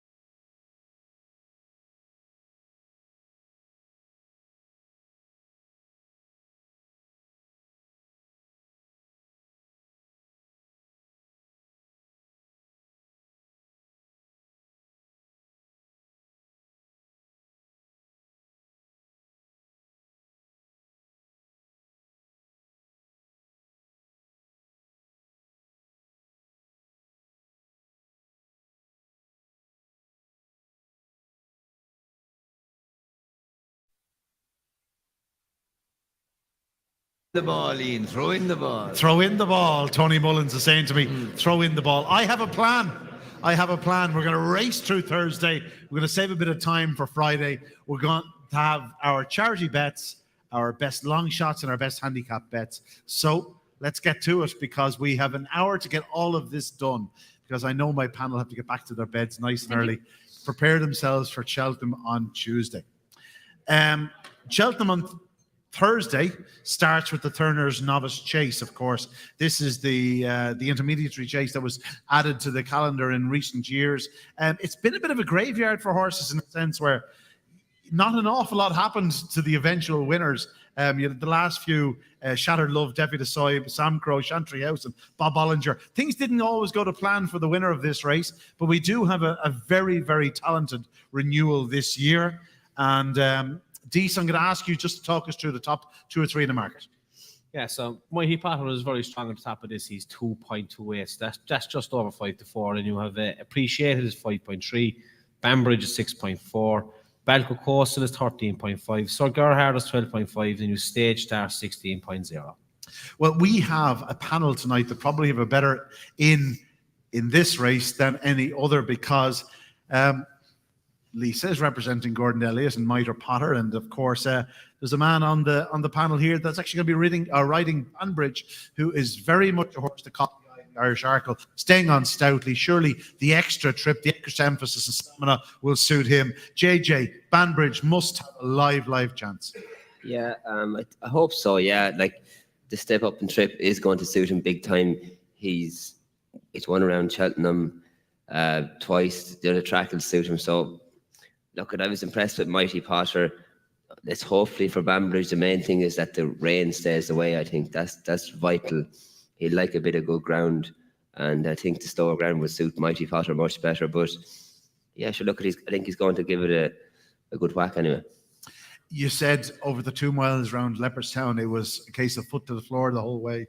He'll have more chance over certainly the new course as well, and just to steady himself and just creep his way into the race rather than being, as you said, foot to the floor. Yeah, I'll be able to get him in my hand a bit more and back on his hocks a little bit, and really be able to use his jumping a bit more. His jumping was under serious pressure the last day in Cheltenham or in Leopardstown, because we're just going so fast.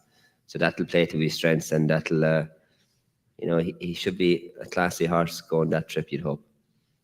Strong hopes, each way hopes, no hope. No, look, you'd be hoping he has strong hopes. I know Mighty Potter beat him well in the Drinmore, but the ground was just gone and out that day. You would be hoping he has strong hopes, and yeah, he's got a very decent fighting chance, I think. You'll be staring at the skies, hoping for no rain to come, basically. Yeah, I think the ground is going to be vital. His wheels could spin on slower ground. Okay. Lisa, Mighty Potter, there's a lot of whispers coming out of Gordon's, which isn't always the case, but is this the second coming? Like he's been spoken about as a future champ, a future perhaps Gold Cup winner. Is that what you potentially see in him? Yeah, he's a beautiful horse. I think he's my banker of the meeting, to be honest. I've been so impressed with everything he's done. I know he obviously flopped last year when he went to the Supreme. Before we go any further, is there truth in the rumor that he didn't travel well? Obviously, he acted up a little bit before the race, but was it as bad as people are making out to be, or? No, is he a much more mature horse? Or yeah, he is. He travelled over fine last year. He was maybe a little bit hot on the way to the start, but I think he's matured, he's developed, he's grown up mentally as well. And I think fences have obviously, he's improved him an awful lot. He's shown his true ability.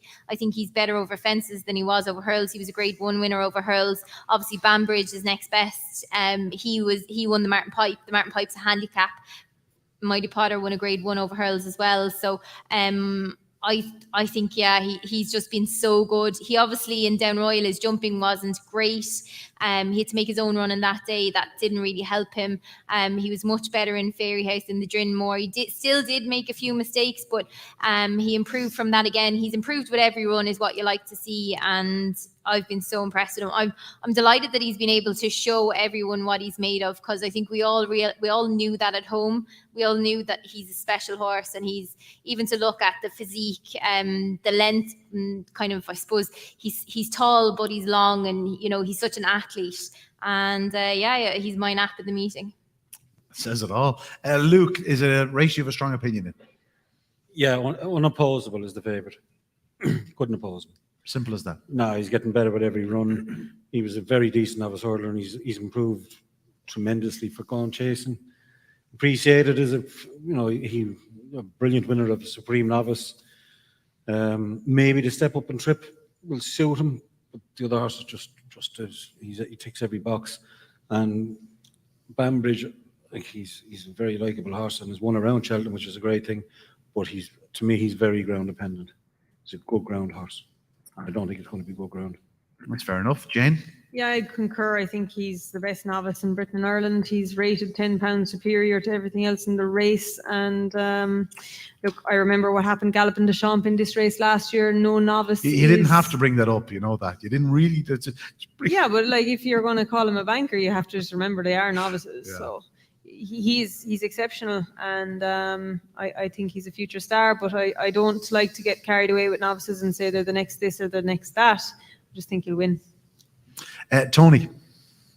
Yeah, I'd say this as a banker, the second favourite and the third favourite are both coming up from the Irish Arkle, which, as I've said a couple of times tonight, is a very good race. But when you jump up in distance, you can't be sure what they'll do. So from that, Mighty Potter has done it all, and there doesn't seem to be any chink in his armour.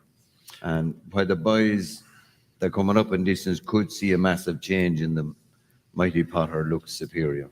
Yeah, it seems that what Lisa said, every box ticked is where we're all at with Mighty Potter. Best of luck to JJ, of course. Try and beat him. The rumor is there's going to be rain Wednesday night, Thursday morning. Well, JJ, I hope I'm wrong. I have that arranged, so he's you have one at a big price here, Deasy. Yeah, just something that probably won't have been mentioned a lot. I think Mighty Potter will win, I'd say, but one at an each way price, maybe a Stage Star, Paul Nicholls' horse. He won on trials day and off top weight in a handicap there. He ran in it was over 2.5 miles in the new course, and the race he won has produced a lot of kind of horses that have run very well at the festival. You have Imperial Alcazar and Simply the Best and Kill the Start, Mr. Whitaker all came out of it and went on to run very well at the festival. So he's going to be about, I think he's about 16.0. I'd put him up to probably run into a place, maybe come. The market would suggest he's going to run here because he does have a handicap option. No, he's in the RSA as well. I think he's in one of the handicaps, but he was pulled out of the plate. I think this is where he's going to run, and I'd put him up as an each way bet in this. Yeah. We'll move on to the Ryanair Chase, and I already gave my intro to this earlier on, so I've saved some time. Shishkin, the exchange horse, Luke. That's what I was talking about. You either love him or you don't. What way do you sit? Listen, if he's in the form that he was in Ascot, he's going to take the world of beating. I just find it very hard to back a horse at even money that ran in the Champion Chase last year was beaten after a foot. He was gone to the first, and I just wonder if the ground is very soft. Does he not like soft ground anymore? I don't know. I couldn't back him at even money now or 10-9 on. I'd be happy to leave him. I might even go the other way. Do you have an angle? No, I'm just hoping that he underperforms. And I think if the ground is very soft, even though he handled soft ground well in his earlier days, but I just think maybe they're getting a bit older. I don't know what job he did with him. Did he tweak with his wind? But like last year, it wasn't his wind. I think he was gone after 100 yards the last year. And I just wonder if it's very soft and testing or tacky or anything that's just might get him. Lisa, Conflated is still entered, but he's going Gold Cup, I assume? Yes, he's going Gold Cup. Fury Road? Fury Road will be the one that heads here. Look, he's a really likeable horse. He's a bit ground dependent as well. For me, he's a horse that needs better ground. So if the rain does come, it probably hinder his chances a little bit. He was third to Galopin de Champs in Leopardstown the last day.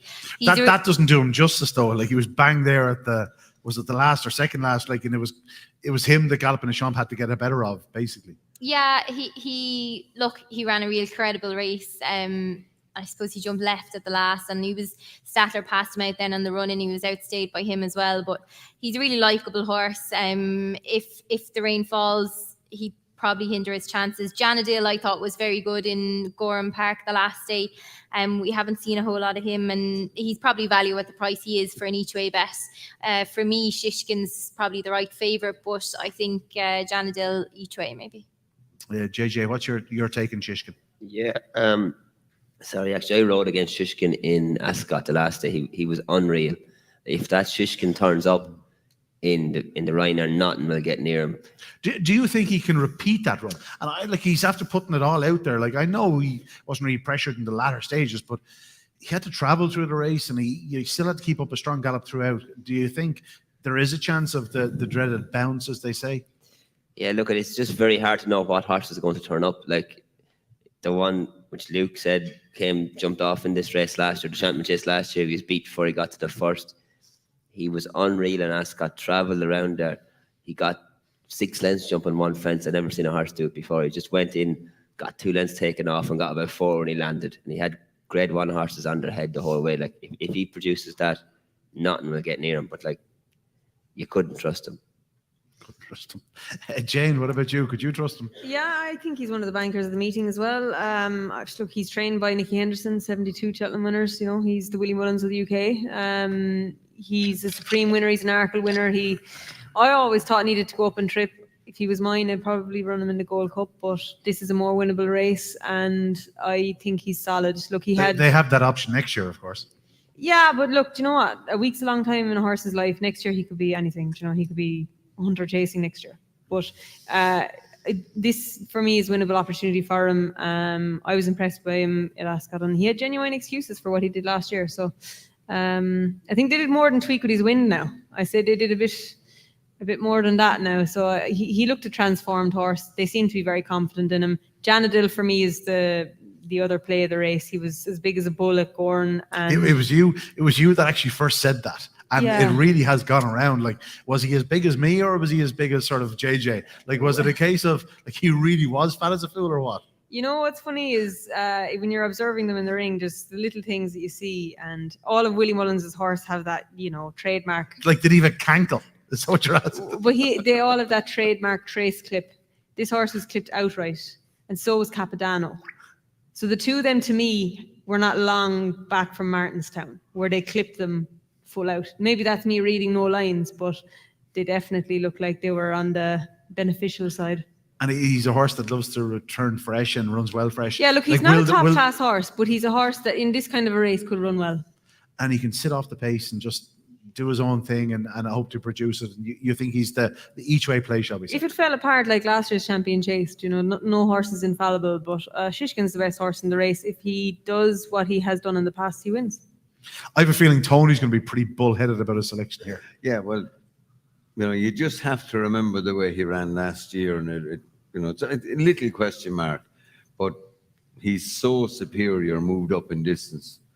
I've said it many, many times that I have no doubt, in my opinion, Willie doesn't make many mistakes, but I thought he made a terrible mistake. I thought Duvan was an absolute Gold Cup horse that showed so much class at home. They kept him to 2 miles.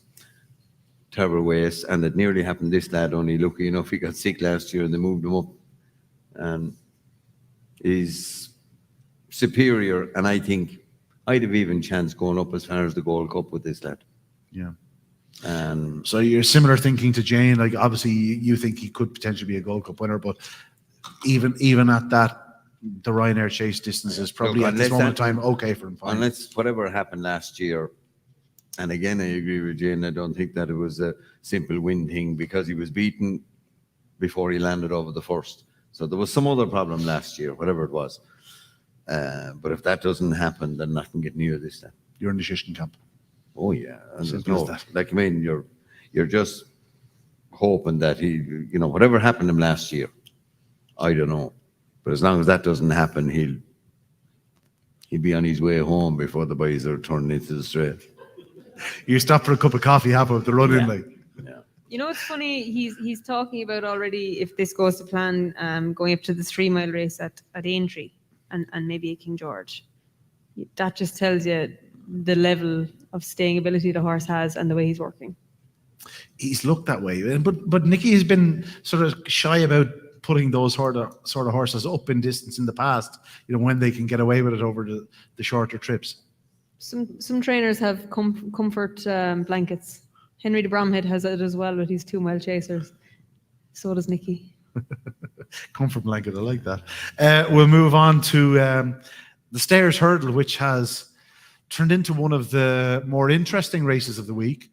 Lots of quality in there, but am I right, Luke, that there's 1 or 2 horses, in fact, there's more than 1 or 2 horses, where you could say there's little doubts or little worries? Yeah, well, I mean, a lot of them are coming here definitely on the back of bad seasons. Flooring Porter, Classical Dream, haven't seen, don't even know are they going to turn up. I think Gavin Cromwell is a little bit more positive about Flooring Porter. The big thing, Blazing Cal, the same. Like Charles was saying, hinged on a bit of work this week and that week. I'd say he's a very fragile horse myself, and I'd say he's had has not a good prep. The ground is the key to this race, and that's why I couldn't bet at anti-post.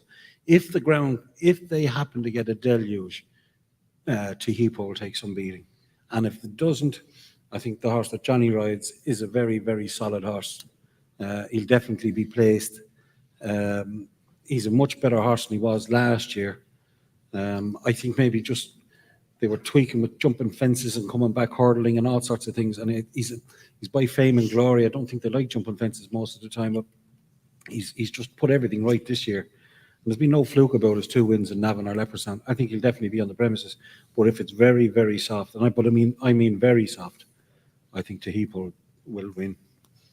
Yeah, he's sort of the horse with the class back form, shall we say. Obviously, it's over shorter trips, but Johnny, you have Home by the Lee, and whatever about Fame and Glory is one of the jump fences or not.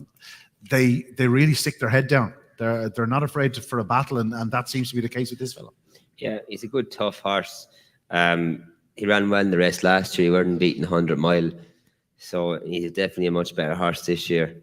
The ground is going to be the big factor. I've a lot of fear of Teheepo if it comes up soft. He seems to look a stone better off in soft ground. He was very, very good in the Galmay and Gorn. And look, if it does dry out, I think Maya's got a massive chance. The ground won't bother him, but it'll be much better in our favour. And look, I'm expecting a big run from him. He's going really well at home. He's Joseph. When he went by the line in Leopardstown, he said we're going to go straight to Cheltenham. He's flying at home at the minute. He could run a career best. He's probably going to need to run a career best to win it, but he's going to be bringing his A game going there. So we'll see what happens. It's all you can ask for. If you feel a horse is going to run their career best, you have to have a few shillings on. Obviously, you're not in that situation, but from a punting point of view, if you're told this horse is going to run a career best, it'd be sort of wrong not to have a couple of shekels on. Tony, I'll go to you first. What about your opinion on this race? It's a strange race. It's hard to sort of. They all have their say, but the betting is strange. I mean, you have horse that ran once in 2 years, favourite, and I think the fear here is Charles Byrne's punting. That they're afraid he's going. I can't see him being a genuine favourite. He has his chance, but I mean, to have him, what is he now? 4-1 favourite or just over?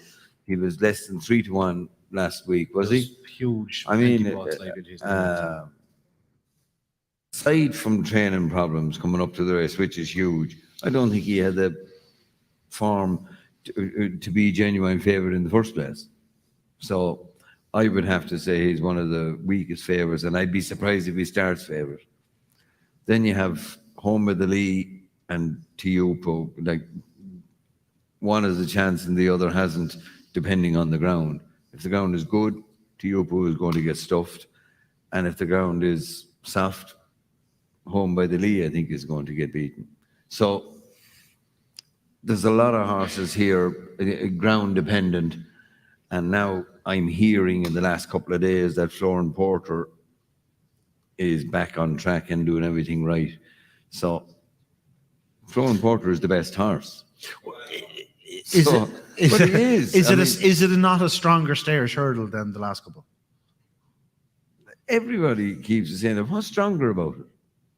I mean, there's a new generation of horses coming through. I yeah, suppose, there's is a what new you're saying. generation, but I mean, they've none of them. Well, maybe not not stronger Champ than and in the sense where Paisley there's Park more and Classical potential for Dream. improvers than there has been. Well, you have the second and third favourite have probably their profile has been upped by beating Florin Porter, and Gavin Cromwell has said that he's had training problems with him this year. So they were beating an inferior horse as opposed to beating a horse that inferior at that stage because he had problems.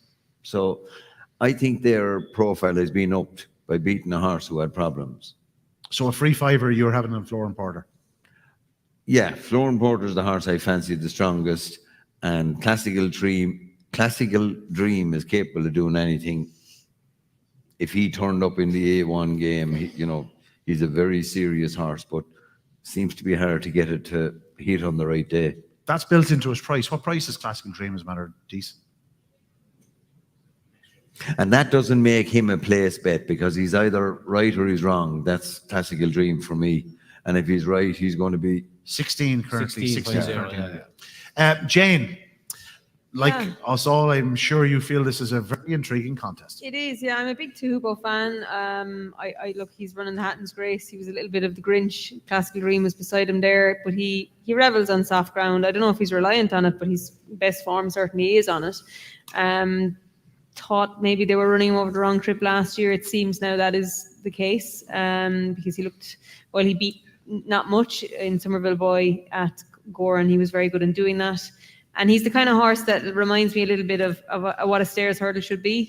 We've seen Florin Porter enigmatic from the front wrestling Danny, but the real big bucks of the world is the behind the bridle, slow burner, Paisley Park type of horse. And he'll come alive when you need him. So I think he's solid. Gold Tweet and Henri Le Farceur, the two French horses, have been supplemented. Gold Tweet he's a good winner of the Cleve. He's got track form. I think he's double figure odds just because he's French and the punters aren't really going to get behind him. I think he's trained by Gabriel Leenders, who really knows what he's doing. He's one of the best in Currently France. 14.0. Yeah. 6-year-old. Yeah, he's a 6-year-old. We saw him what he could do. Paisley Park and them are probably gone, but he beat them well. Dashel Drasher, I think, was second. So yeah, I'm team Tuhubo. I'd love to see Florin Porter back. The horse that was, what was he, $5,000, 4 people in the syndicate, but really like 400 people when you see them all in the winners' enclosure. Like, it's been marvelous what he's done, and he probably hasn't got the credit he deserves. But I think this is the stiffest opposition he's faced. Yeah. Lisa, Tuhubo, tell us. Yeah, I can only reiterate what Jane said. I'm very much in his camp. I think he's been very good this season. Obviously, he was very good in the Galmoy when he stepped up to 3 mile for the first time, and he just showed that stamina is no issue for him at all. He went off 9-1 for the Champion Hurl last year, so I think that says a lot as well. He very much underperformed ground conditions trip. But hopefully that won't be the case this year. For me, Florin Porter, he hasn't performed to the level of what we have seen of him at his best, I think, this season by any means. Obviously, there's been training issues. I think he benefited from 2 fantastic rides to win 2 years in a row. To win another one is going to be phenomenal. I don't know if he can do that. It'd be great if he could, but I'm just not convinced that the way he's performed so far this year. Home by the Lee has been a revelation this year, and I'm just not sure. Sorry, JJ, I know you're sitting there beside me. Blazing Cal, I was in Navan when he won. He was very fit I thought he looked really fit for that run in Navan. I didn't think I could crib at anything he done. I thought he'd done it quite well. But yeah, I'm very much in the Tuhubo camp. Tuhubo, Chowpoo, as Jerry Hannon likes to call him. Chowpoo. Yeah, but Tuhubo for me. Tuhubo. Yep, absolutely. He's up there. It's a case of you have no problem with the stamina? No problem, absolutely not. No. Before we get to any other bets, there is a small mention of the 450 on the Thursday, which is the obviously the race in honor of young Jack de Bromhead, the Mayor's Novices Hurdle. And there's one man here who has particular interest in it, Tony, Princess Zoe. She's a part of all of us at this stage. She's a part of everybody. You've had to sort of release her to the world. How is she? And you're expecting a good show, I believe. Yeah, she's in great form. You see, a lot of people, she's a big price, I think, because the Punchestown run doesn't look right. It doesn't look strong. But you have to remember, in Punchestown, she ran, we'll say, off a rushed preparation because we had her at the sales and we thought she was going to be sold. And it's quite a funny story with Paddy, you see, because I kept stopping Paddy Keogh and Philomena, brother and sister owner. And I kept stopping them. I said, you can't go jumping. I said, this is a Group 1 winner. I said, so anyway, he reluctantly agreed along. And the next thing, she went into the sales and she wasn't sold. And I was coming out, I was thinking to myself, what's he going to say now and giving out, about not selling it? So he comes over to me, big smile on his face. Now he says she's worth nothing, so let's go jumping. We were disappointed. We thought he was excited because now he was, and I said, well, sure, right, we go jumping. And I thought, when I started jumping her, as everybody knows, she has crooked legs and all, and I said, this is not going to work. And first day she was ordinary, and the second day, it was like as if she just said, now I know what you want, and she is loving it ever since. And, really taken to it. I'd say that Kiprios sickened her last year a couple of times. Every time he met her, he was so superior.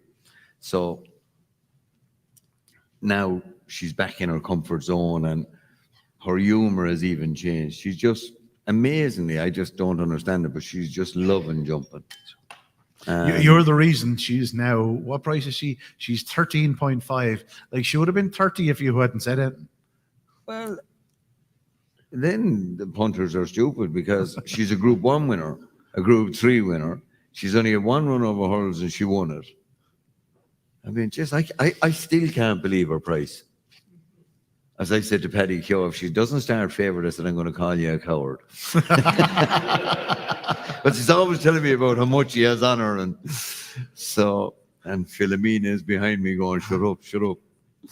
So, but I think she's flying. And I'm told the rain is coming. So she doesn't need the rain, but it'll inconvenience the others more than it'll inconvenience her. She'll go on any ground. She'll go on any ground. But the favourite now, Lucia, she's run 4 times. She's won the 4 of them. She loves soft ground as well. So, she is the one to beat. Yeah. But I was advising Nicky Henderson to go off there for the Supreme and that, but he didn't listen. So now we're getting £5 because we haven't won a listed. So the other ones in the betting there, I think they all have 11-7. The first, second, third, fourth. Yeah, Ashro Diamond, Lucia, Magical Zoe, yeah, and Sailor V are all 11-7. And then Belle the Lioness is 11-5. The rest are 11-2. Yeah, they're all listed hurl winners, so they have a £5 penalty. So it has to be a big advantage, and she'll probably get beat because of my overconfidence, but I think she'll win. It's not that she'll run well, I think she'll win. You wouldn't swap her then? I wouldn't swap her for any person nearly alive. She's my life. You heard that, folks. You have your €50 sign-up offer tonight. Get it on, Tony. Tony, the very best of luck to you. And Thanks. I think I genuinely, I'm not sure there'll be a more popular winner all week than Princess Zoe. Anyone else have strong thoughts on the race? Well, she's a marvel. What they've managed to accomplish with the mare that was relatively inexpensive. Started off with a mark in the 60s. She'll be on the bridle when other horses are feeling the pinch. And whether she's good enough or after that, we'll find out. But, we wanted to see her technique at jumping at Punchestown. That's all we really needed to know. We knew the ability was there. And I think she has every chance. The other horse outside of Lucia, who's obviously quite short at the top of the market for good reason, is Jatara for Jessica Harrington. She's a listed bumper winning mare. She was second to High Definition after getting impeded by him at Leopardstown. And then she was second in the Solarina to Ashro Diamond, beating a length. She's going to get £5 now from that horse. She's running off 11-2. So I have a funny feeling, Jessica Harrington is probably running her in here. She's still a maiden over hurdles, but sure, if she wins one, she wins one. Is she definitely runner? She's about 26, 25 to 1 at the moment. Well, I haven't been talking to anyone to tell me Yeah. she wasn't running, but she was listed in that Jessica's going to have 4 runners next week. She was still listed the other day, so she'd just be an each way play if you're thinking of something different. Between Princess Zoe and Jatara, we have it covered here, folks. Tony, the very best of luck, honestly, from all Thank of you. us. Any other bets on the meeting on the Thursday, Jane? The Kimure, Mr. Incredible is somewhere top of the market, but I think Barry O'Neill's going to ride Stumptown, and I was very impressed with what he did at Sandown last time. And I think Gavin Cromwell, if Flooring Porter goes in, all the money will roll onto this guy. He'd be my other alternative on the third day. Anyone else with something that catches the eye on the Thursday? I'm going to have something each way, and Good Time Johnny in the per Thames. Tony Martin's horse. He's been trained all year for it, and his horses couldn't be going better. The per Thames, it's some race. Lisa, JJ, nothing catches the eye. I do really like something in the per Thames. I know he's got plenty of weight. It's one of Gordon's, Salvador Ziggy. He's just a bit ground dependent. I think most of his form's on good ground. He won actually the day JJ home by the Lee, in Down Royal. But I think he had the beating of you that day as well, did he? I'm not sure, but I'll give you that one. he's quite a good horse. JJ's waiting. There's another sword coming out here. He's a good horse, and he's been training for this race. He finished 4th in the qualifier behind Shoot First in Cheltenham. He has to reverse that for him, but he needs the good ground. Okay, we'll move on. We've got to Friday. We finally got there, and it always starts with the Triumph, of course. And it's a tricky renewal. The betting would certainly suggest that the Irish have the upper hand here, Dees. Yeah, it's a pick 'em now between Blood Destiny and Lossimote. Lossimote is 2.94 and Blood Destiny is 2.96, so they're basically both 2-1. Then you've Gallimar Saw is 5.6. Zente is 22.0, and then you have Scriptwriter 42.0. There's massive prices in the rest of them. Luke, there's a lot of the market taken up here by the big two, Blood Destiny and Lossymouth, obviously enough. We all saw what happened Lossymouth at Christmas. We can all forgive her for that. But Blood Destiny is the one that seems to have the strength sort of behind it. What do you think Paul will ride, and what do you think will win? I don't know. I don't know what Paul is going to ride. I'd say he doesn't know what he's going to ride. Lossymouth has done it where the other horses, like he's won lesser races, but he's done it with an unbelievable swagger. He's by no risk at all. He has a sort of a look of he just has a look of one of those horses that can just gallop and gallop and gallop. And I'd be siding with him now. I think he's a real, real strong stayer. Love the way he jumps. The other horse is probably a quicker horse, but does the stayer win triumphs rather than the speed horse? Do you see it as a 2-horse race? No, I think Gallimar Saw did well to win. I know Lossymouth was desperately unlucky, but Gallimar Saw was very free throughout the whole race. She's a bloody good mare, but would she get away with it in here being that free? She's run twice in Ireland and been very free both days. I just wonder, I know what happened with Lossymouth, but if she was the real deal, would she have won Leopardstown? Okay, no, But it's a fair question. Jane, do you have an opinion on it in the sense where the same question, would he have won, or would she have won if she was the real deal, or if he was the real deal? There wasn't just one thing happened there. There was around 3 things happened there, and Danny Mullins just made sure everything happened there as well. I think getting the £7 sways it for me. I think Blood Destiny long term is probably the better horse. He's very keen. Remember the day down in Cork when everything else was off because of everything was frozen, and they were after fanning hot air into the ground to try and thaw it. And we had an Ergumine win the Hillyway Chase. We had a horse called Hidden Valley Lake, who we'll get on to in a minute, win the graded novice. And this guy won his maiden. It was a very good day down in Cork, and he was very impressive. But I just think the mare has a very good mental attitude. She's very relaxed. She can be tactically versatile, and for Paul Townend, that might sway it along with the £7. I'd be team her, and I think this race represents why we're going into Cheltenham with not only good horses, but with the expectation that the Press Free Cup is ours, and that we own it, and that not only do we own it, that we'll win 20 of the 28 races, because Willie Mullins has gone to France. and he's taken the best of the talent. He's the top 3 in the betting here, and he's bought the horses not only that have won in France, but the horses that were placed behind them as well for good measure, so that next year we'll be talking about Lyrath for the Supreme. You know, that kind of style of purchasing. Do you think we'll only win 20? I'd like to think more, but look, they're going to win something, lads. They're going to win something. Yeah, but I'm with the mayor here. Long story short, I just think this race represents why we're so dominant. Okay. Tony? Yeah, I'd say that Lossiemouth, to me, is the one. What does Danny think? Well, I didn't really ask him only that. I'd say I'd say now he's delighted that all the money is coming for Blood Destiny. I'd say he'd love to get back on Lossiemouth. Yeah. You know, I think last October he told me Lossiemouth was the best that he knew of over there. And so I would say a couple of things went wrong for her in Leopardstown. And I can't see Gallimarceau beating Lossiemouth. You know, I thought it was I don't think Paul Townend did anything wrong. I just thought that the way the race fell, Danny worked it brilliant and got to beat him on an inferior horse. Doesn't often happen, but I think that's what happened. And we'll see in this race. Lossiemouth has loads of experience, and I'd say she's the best for me. But I mean, there could be a good English horse here that I know nothing about, because there's no collateral form. They're well hidden if they are. Yeah, they're well hidden if they are. I mean, they seem to be in every category. They seem to be way behind us at the moment. But I know we're flying high on that. But don't forget, in the 80s, 3 years in a row, we had one winner, and no winner. Yeah.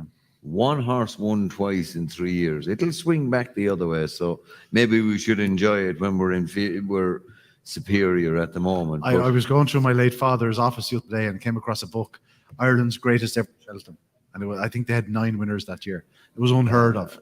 Yeah, I think it was unheard 7. of. There was pictures in pubs of the mighty, what was it? The Mighty 7 or the Magnificent 7.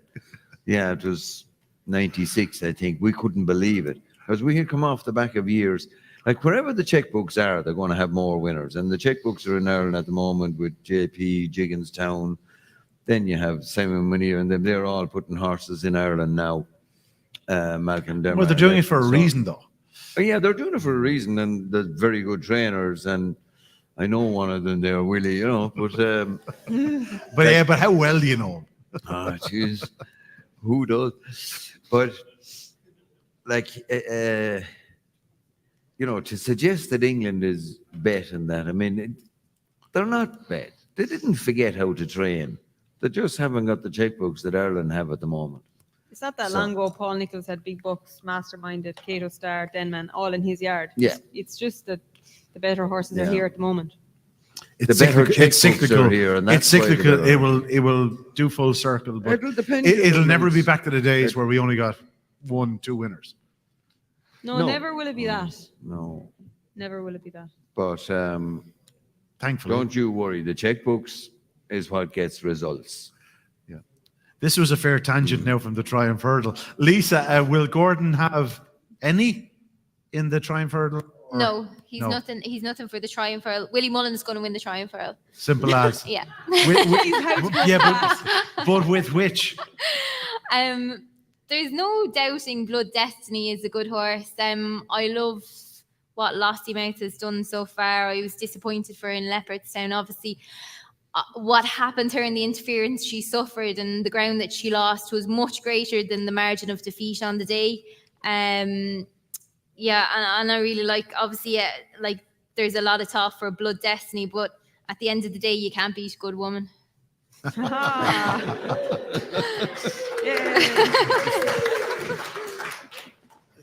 I'd be afraid to even respond to that.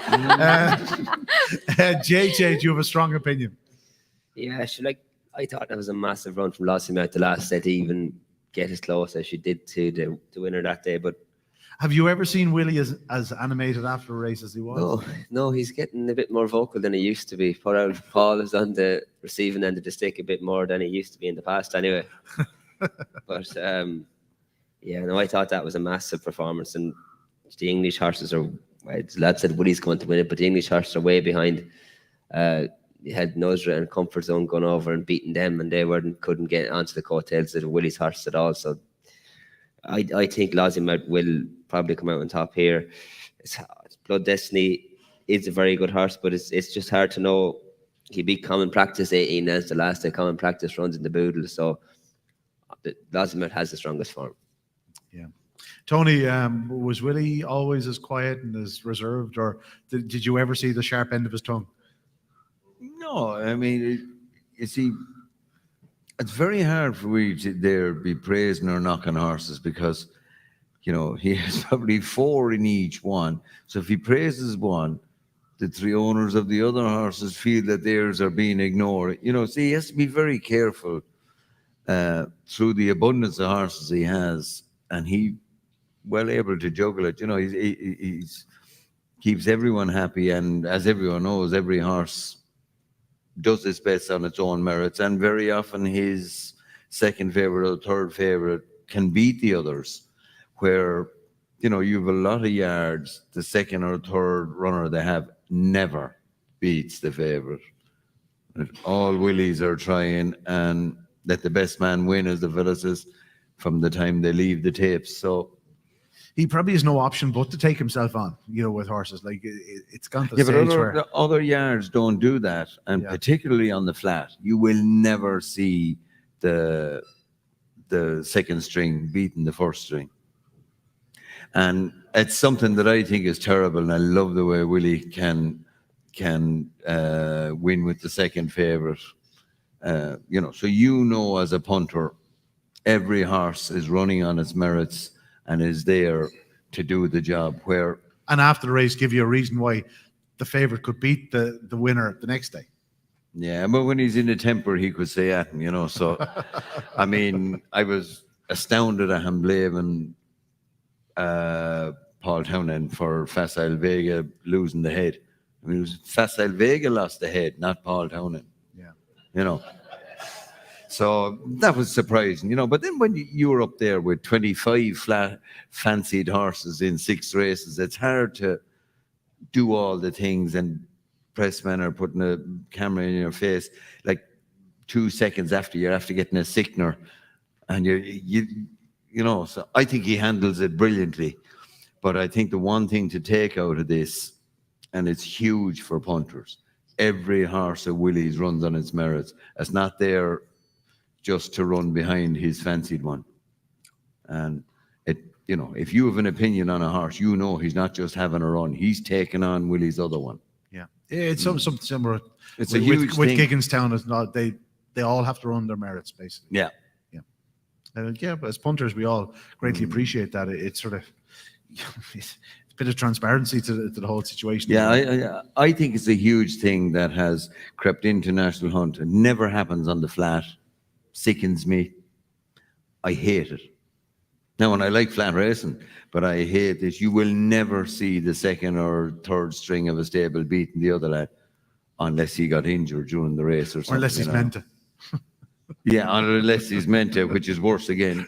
So I think it's a huge thing that Gordon and Willie have brought in. Every horse they have is running to do its job, and very often does upscuttle the odds on one. There'll be plenty of horses running on the merits in the Albert Bartlett, the potato races. It's been christened over the years. A 3-mile novice hurdle. It's, funny enough, when it was first introduced, it was very much seen as the slow horses race, but some absolute champions have emerged from this. One of the great lays of my life was Bobsworth. I laid him for about fortunes in this race and every other race he ever ran, and as you can well believe, that didn't work out in my favour. He won 3 Cheltenhams in a row. The Albert Bartlett, he won the RSA, and he went to win the Gold Cup. This year, is there any Bobsworth in it? Jane, what's your opinions on the Albert Bartlett? This is a very good renewal of the race. I think there's a number of horses here who could go on to be very good staying chasers. My fancy for the race is 3-card Bragg. I think he's been wanting 3 miles all year. I mentioned In the Pocket who beat him at Naas. I think he's a behind the bridle lethargic type of horse, and Lisa can tell us more about him, what he's like at home, but I think he's a very good horse and he'll really love 3 miles. Corbett's Cross is currently top of the market. We just saw how versatile he was when he dropped back to 2 miles. He's got a lot of class. Connections. Eugene O'Sullivan always thought the world of that horse, so it's no surprise to see him go and do that. Embassy Gardens couldn't knock what he did at Thurles. Ran very well there last year as well. He's a good horse.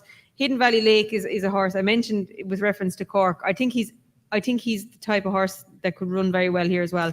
Henry de Bromhead uses that race in Clonmel like he did with Allaho when Allaho beat Manila Indo. Manila Indo came here 50-1 or something crazy and won. He ran Monali in that Clonmel race as well.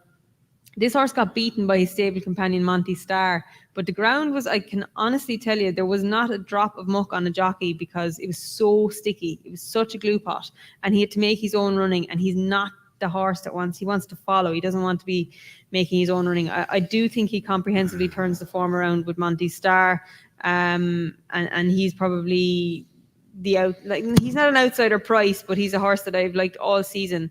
But now that it's coming closer to the race, I think 3 Card Bragg is my idea of the winner. The DC, he has come in for money recently. That would suggest he's not going to go down the handicap route because they do have that option. No, he's gone slight favourite there now. He's 6.0 and Corbett's Cross 6.2. So there's money for him out today for it. Yeah, do we know if Corbett's Cross is guaranteed to run? Corbett's Road. Yeah. Corbett's Cross is not a definite runner. He's not a definite runner. Yeah. I know it's no bet and all that, but I mean it will affect. It's not an exchange. It's not. Now, mind you, you're obviously getting better price for your money, but if you were having a bet in this race, you'd be waiting closer to the time, wait till the final declarations. If Corbett's Cross is declared, then maybe you can get involved. Luke, I'll go to you next.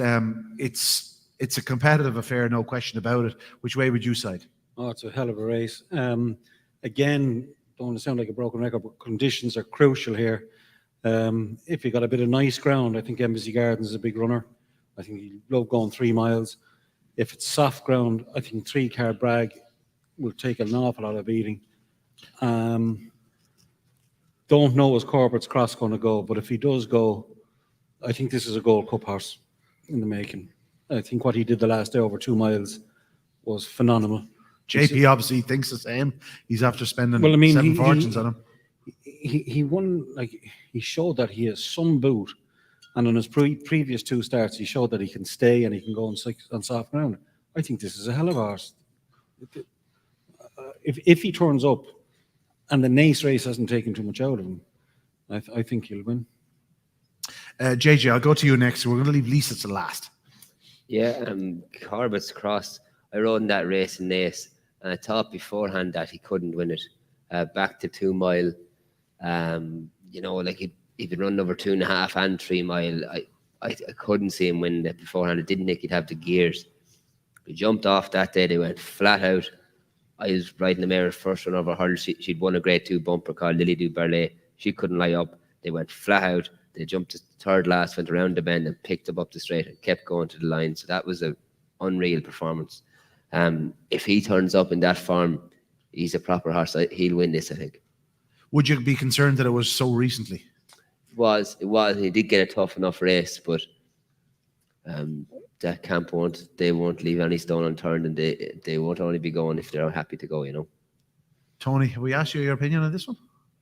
I just love Embassy Gardens, but what Luke says is right. He's ground dependent.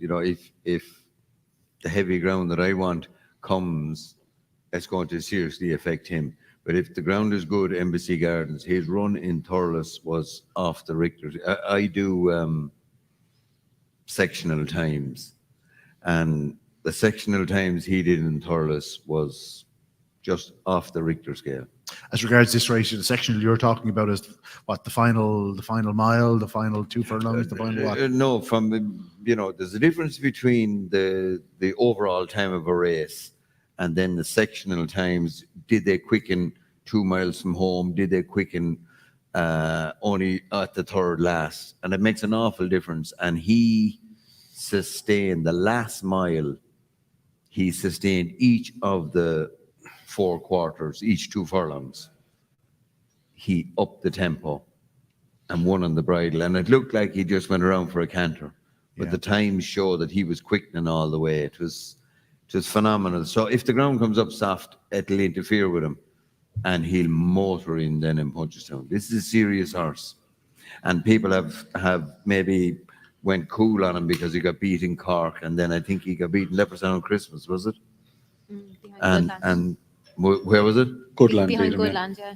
Yeah, Goodland. So, and we'll see how he'll run in the Ballymore. But Embassy Gardens is a horse for the future, and if the ground is anyway good. We've spoken about a fair few horses in the last few minutes now as regards ground. If it turns up heavy, is there a chance he'll be pulled out? Well, I don't know. They'll run him. When does Willie pull out for Still Never. Hey, pull out and run him a second time. That's what he do. No, they all go there. He trains for this meeting, and if they're alive and well and healthy, they run. Yeah. And if they get beat, then lick your wounds and go home and get ready for Punchestown. So for Willie, the way he trains is, we'll say even Leopardstown on Christmas is nearly, it's trials all up to then. Then they are faced at the Dublin Racing Festival, which is huge now. Cheltenham, a few for Fairyhouse that might like better ground, and then Punchestown. Yeah. Everywhere else is just preparing for those days. But the one thing you're absolutely certain of is that Embassy Gardens has an engine, full stop. Oh yeah, serious engine. Yeah. And you'll see it. I hope the ground comes up soft, obviously, for Princess Zoe. So if it comes up soft, it's going to affect him. You've arranged the clouds, no? I have that arranged, is right. And at the But it moment, might have dried up by the end of Friday, like, you know. oh yeah, well, Selective but then you see watering it'll from the become sky. gluey. Sticky, So, as Jane spoke about for three-card brag, wasn't it? That you said the gluey ground in. No, it's Hidden Valley Lake. Oh, But Hidden that Valley ground, Lake, sorry. that ground Sorry. suits no horse. Yeah. You know, that's not ideal for anyone. yeah, only a lad with a lisp used to say to me, a pure savage. He's a pure savage of a horse you want for that ground, you know. And, I said we'd leave Lisa the last because obviously three-card brag is favoured currently at 6. Is he going to this race because there was still the handicap option? It was still very much in the air. I think he goes for this. Yeah. I haven't got full confirmation, but I do think he does go for this race. Yeah, like it's actually a surprise he's as short as he is. It's his first time with 3 mile. I don't think stamina is going to be any issue for him at all. He'll like the soft ground if it does materialise. I was laughing. We don't know what the weather is going to do. Like, I'd nearly get a job in Met Éireann at this race, you know. But he's a good horse. He had to make his own running in Fairyhouse the last day. That didn't suit him by any means. He's very relaxed. He's laid back. Stamina is going to be no issue at all. I just wonder with Hidden Valley Lake, Jane, that race in Clonmel, you'd Monty Star. You say, will it leave a mark? Yeah. Yeah, Did it pull the heart out of them? I thought Monty Star in the parade ring afterwards looked absolutely exhausted. Yeah, I don't fancy Monty Star because I feel like he's a horse for next year again. If Yeah. you've seen him, he's huge, a big baby. But even Hidden Valley Lake and Search for Glory as well. yeah, it was a very tough race. But you know what? The Albert Bartlett's a race for tough horses. And you know, you talk about Corbett's Cross having the recent run. If you go back through the horses who've won this race, they actually have had a busy campaign. Yeah. So Yeah. Corbett's Cross, I think he's a class horse. As Luke said, he's won over 3 mile, he's won over 2 mile. I was with JJ, I was against him the last day, better ground, dropping back in trip. Didn't think he was capable of it, but he just showed the top class that he has. But yeah, obviously, 3-card brag, he heads over for the McNeil and Bryceland family, and they'll be hoping to have a good Cheltenham Festival of some sort. I think they sponsor. Do they sponsor the Ultima? Maybe. is he as laid back as he seems? And if that is the case, do you think that's detrimental or positive to his chances? If it's soft ground, I think it would be positive, to be honest. Because I think he's bags of stamina, so I think he'll be doing his best work at the finish. Yeah, I'm going with 3-card brag. What about Favori de Champeau? Yeah, he's definitely a formidable opponent. He won a Grade 2 novice as well. He's battle hardened and stays really well. I rode him in a couple of bumpers. I couldn't win a bumper on him at all. Then somebody else got on and won a bumper straight away. But look, he's a lovely horse. I think he's surprised me with everyone that run that he's had. He's progressive, he's improving. Soft ground would be no issue whatsoever for him as well. He's a good each way chance. A good each way chance. That's a nice way to finish. Right, to the Gold Cup, the feature of the week, and without question, one of the strongest Gold Cups I think in recent history. Would I be right in saying that, Tony?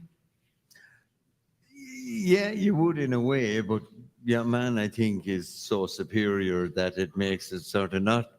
I think Galopin de Champ is just going to dance around, quicken in the straight and canter in.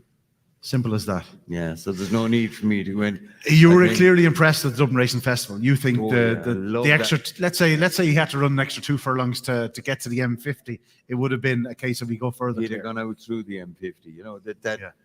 I remember. Was it 3 years ago? Chacun Pour Soi won in Leopardstown, and everyone said he was certainly in Cheltenham, and I was just the one that kept saying, lads, he stopped in the last 100 yards. Yeah. And he did the very same in Cheltenham. He jumped the last, he went 101 in betting. Next thing, he stopped.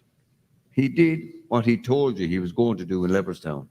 This lad was only getting going to the line.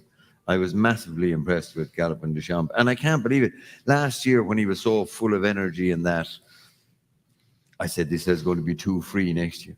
Jeez, then Paul drops him in. He's able to pop around, pull him out and quicken when he wants. I think that is, I think he's superior. Brave man's game. Paul Nichols is talking him up, and sure, he's the best of the English, I suppose, is the nicest way I could put it. You clearly don't rate his chances. Yeah, well, most King George winners, I can only remember 2 now. There's probably 20, but Desert Orchid won the Gold Cup in the end as an old horse, and then Kicking King. But there's probably a few more there. But I just don't think a King George is the ideal run into a Gold Cup. And look, I just think Galopin de Champ is superior, and I love the way this year he's so settled and professional. I thought last year as a novice he was a bit buzzy, and I said this is not going to work. And whatever Paul and Willie have done, they've changed him, and they can seem to land him into a race wherever they want now. And I love the way he ran to the line in Leopardstown. Loved it. Luke, if he had stood up at the last in the Turners last year, would he have been a shorter price through the year? Or was it enough to put punters off? Or, he had the race won all ends up. He was a guaranteed winner. He was going to hack up and people were going to be talking about him as a champion. But instead, that little negative tone slipped in. And he's done very little wrong this year. And yet, he's probably not as short as people thought he would be. The only thing he's ever done wrong, really, he's 3 defeats, I think, in this country, and was when the word heavy was in the ground. He destroyed me one Christmas down in Limerick in a 4-horse race. I think Danny rode him. He pulled up out down the back. Got beat first time in Gowran Park by Sea Ducker or something. I definitely think he's a better horse on good ground. But he was much buzzier then now. Yeah. But I still think the better the ground, the better the horse he is. I'd say he's just a brilliant horse that could go to a champion chase to a Gold Cup. But I do think he wants nice ground. I just worry about that. I suppose the reason he hasn't been shorter all year is because people sort of look at last year. It was a 2-horse race and Bob Allen just falling off the face of the earth. And what did he beat and this, that and the other. But every other run he's been fantastic. But I fancy him strongly, and I'm thinking going for a whopper. But I wouldn't want to see the word heavy in the ground. I think if it is, I just think it might inconvenience him small bit. I couldn't have Brave Man's Game on my mind. I know he's a King George winner. I saw him win the Charlie Hall. It was an awful race. And even in the King George, some horses underperformed. Lamb Press was second. He lost 40 lengths jumping out to his left. He'd puke at the bottom of the hill at 3 miles. I do think Noble Yates is very dangerous if the ground gets soft. And I think Statler will be placed. I think Statler will run on. He loves Cheltenham, stays all day. Lost nothing to defeat in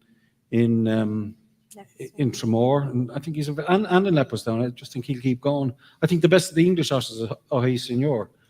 Again, softer the ground, the better for him. But again, I haven't had any anti-post bet this year. Do you feel with Ahoy Senior, it's just it's a term that often sort of gets turned its head in the Gold Cup anyway because of stamina and issues. Like class is what I'm saying. Do you think he was the same price as Brave Man's Game in the Charlie Hall, and his season wasn't getting. He's got his career back on track now, but I don't think he's the class of Galopin Des Champs. Galopin Des Champs is a hell of a horse, but I would fear if there was that word heavy in the ground.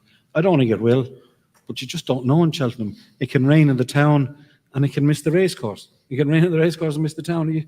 I've been looking at YR and the weather app and saying that we're going to get 25 mils one day and then all of a sudden they're getting 5 and it's all over the place. We've all turned into amateur meteorologists. Yeah. Like we're all looking at the weather forecast. But we're all making our own guesses. It could be very soft on Tuesday and it dries out so much, and especially on that Gold Cup course. It could be beautiful. It could be beautiful ground on the Friday. In fairness, Luke, now that has changed. I remember, we'll say in the early noughties there, it could be lashing rain on Tuesday. And if you got a dry morning on Wednesday, guaranteed good ground. Yeah. But that has changed. They've done something with the ground that it doesn't dry out as quick now as it used to. Well, but on the new course? Thanks be to God. On the new course? In both courses. Now, I mean, the new course, it does get gluey quicker than the other course. But thanks be to God has changed. That was a time that 2 hours after it stopped raining, went back to good to firm. Yeah, I know that. Yeah, now they've fixed that. Yeah. Thanks be to God. Well, I just, if like the day the Cheltenham bumper last year, like it got very, very, very soft and very tacky, that's my only concern with him. But if it's nice ground, he'll eat them. He'll eat them. It's 12 months ago since the Plutard absolutely raced up the hill, absolutely hacked up. Anyone making a case for him?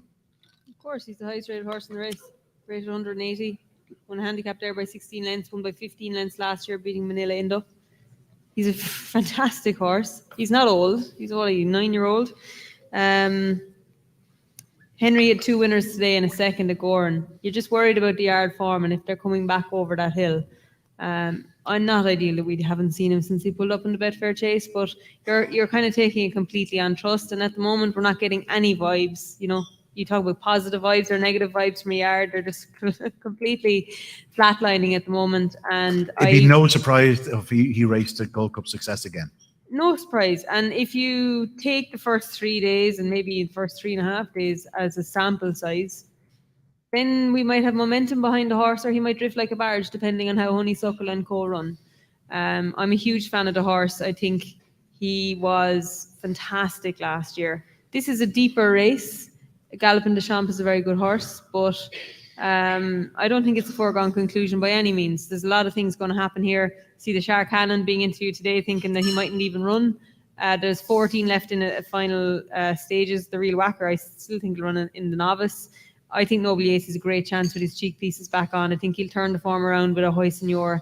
Ohé Senior's jumping will be exposed here again. He jumped fine that day, but he was in completely inferior opposition. The pace is going to be strong here. I'd imagine Patrick on Statler will be pushing it because he knows he stays very well, and Harry Skelton and Protectorate will start out the back and he'll end up upsides in front, maybe 4 out. It'll be a fascinating race. It's what the Gold Cup should be. It's not a one-horse race by any means. And the way I look at it is I'll be waiting to see how Henry's horses are running before I make a call on what is the best horse in the race at the moment. As of now, what would you tip? Sit and wait. You don't always. No, she's right. You don't. Sit and wait. You can wait. You can wait. You can wait. There's no problem about that. JJ, what would be your selection? Yeah, sure. It's hard to get away from Galopin Des Champs. Paul has done an unbelievable job with him this year. Settling him was his biggest problem last year. He was far too keen to be a Gold Cup horse, I thought, but they've put him asleep all year on these 2 runs. He was brilliant on him the last day, and he's had the ideal prep coming to a Gold Cup. So only a 7-year-old. I think he's the one to beat. I think Noble Yates is going to be a tough run race. Cheek pieces back on him. I think he can be placed. And I think... Wouldn't that be a marvellous achievement from the trainer? Like, to win an Aintree Grand National and come back and potentially, like, win a Gold Cup. We're talking about him as we're having a real chance. I never thought we'd see that. Hedge Hunter done it, didn't he? Hedge Hunter nearly did, yeah. Rough quest. Yeah. Years ago. Yeah. It's still a marvellous achievement, though. Do you know what I mean? Especially from a horse so young, and But again, his run in Cheltenham this year was so eye-catching. It was a case of, yeah, there's better to come here. But even he's running Aintree, like, he showed gears. Yeah, which we didn't think he had. So JJ, name one. Yeah, I think it has to be Gallop on the Champs. He has the class, he has the jumping ability, and he has the man in his back, and he has the man that trains him. So I think it's going to be his year. Lisa, quickly. Yeah, he's racing Gallop in the Champs. He's racing a lot more tractable over the last year or so. Well, bet this year than he did even last year or the year before. I think he's a beautiful looking horse. You know, the shape and the make of him. He's obviously a lot more relaxed. He's jumping a lot better as well. I was very taken with what he done in Leopardstown. I know there was probably a little bit of me had an anxious moment at the last fence, even coming towards the last fence, thinking, "Oh God, is he in trouble?" But Paul Townend knew what he had underneath him. He was just going through the motions, and what he did from the back of the last and the way he hit the line really impressed me. I think Statler is a dour stayer and has bags of stamina. He'll be doing his best work to finish. He's definitely a horse that's going to run into a place, but for me, it's Gallop in the Champs. Gallop in the Champs. Simple as that. That's the Gold Cup sorted. Any other bets really quickly? Anything you fancy? My heart broke for David Christie in last year's Fox Hunters, and I think he'll gain revenge with Beausoleil this year over Billaway. Okay. Anyone else? Cool Survivor in the Martin Pipe. Martin Pipe. Funny story, Cool Survivor. My father won Greyhound Oaks with a bitch called Cool Survivor back in 1995. There you are. It means nothing to you, but yeah, I always keep an eye on Cool Survivor for that reason alone. That's it for our selections in the championship races and the NEO bets. Now it's only a case of getting your best bets, your charity bet. Luke. This is €250 and it will go to the Kilkenny and Carlow Homecare. My nap is El Fabiola, and my charity bet is Each Way Good Time Johnny in the Pertemps. That'll be worth a few quid to the benefit. Lisa. I think I'm going to go Mighty Potter. Nap and charity bet. And best bet Riviere de Tell in the Each Way in the Mares. Okay. When I said any other bets, you never mentioned, or you were saving the best for last, were you? I was keeping that up my sleeve. So the best bet is Mighty Potter, but the charity bet is Riviere de Tell. Each way. Yeah. Each way. JJ. Yeah, my charity bet Each Way walking on air in the Pertemps for Nicky Henderson. David Jennings will be delighted to hear that. He's absolutely sprouting about this one for the last 3 weeks, but go on. Well, Jane has just kind of burst my bubble. She said she heard a bit of information. No, I like the horse. I just wonder. But he's owned by Micheál Tabor and out of America called Refinement, and I remember. Yeah, go on. He had a few setbacks. He looked like he was going to be very good, and I think he's off an okay mark, but he has to go out and prove himself now. But if things go his way, I think he's got a good chance. So he's your each way bet for charity. And what about your best bet? My best bet is Willie Tosh, the 4-miler, Gallard de Micheál. 3 mile 5 nowadays, Jane. Yeah, I'm with Gaillard de Manila as my nap at the meeting. Him and Shishkin, I think, are fairly bulletproof. For the charity bet, I'm going to split the 250 and go Imagine in the Martin Pipe and Tehupo on the stairs. Okay. Imagine and Tehupo. Tony, best bet and charity bet.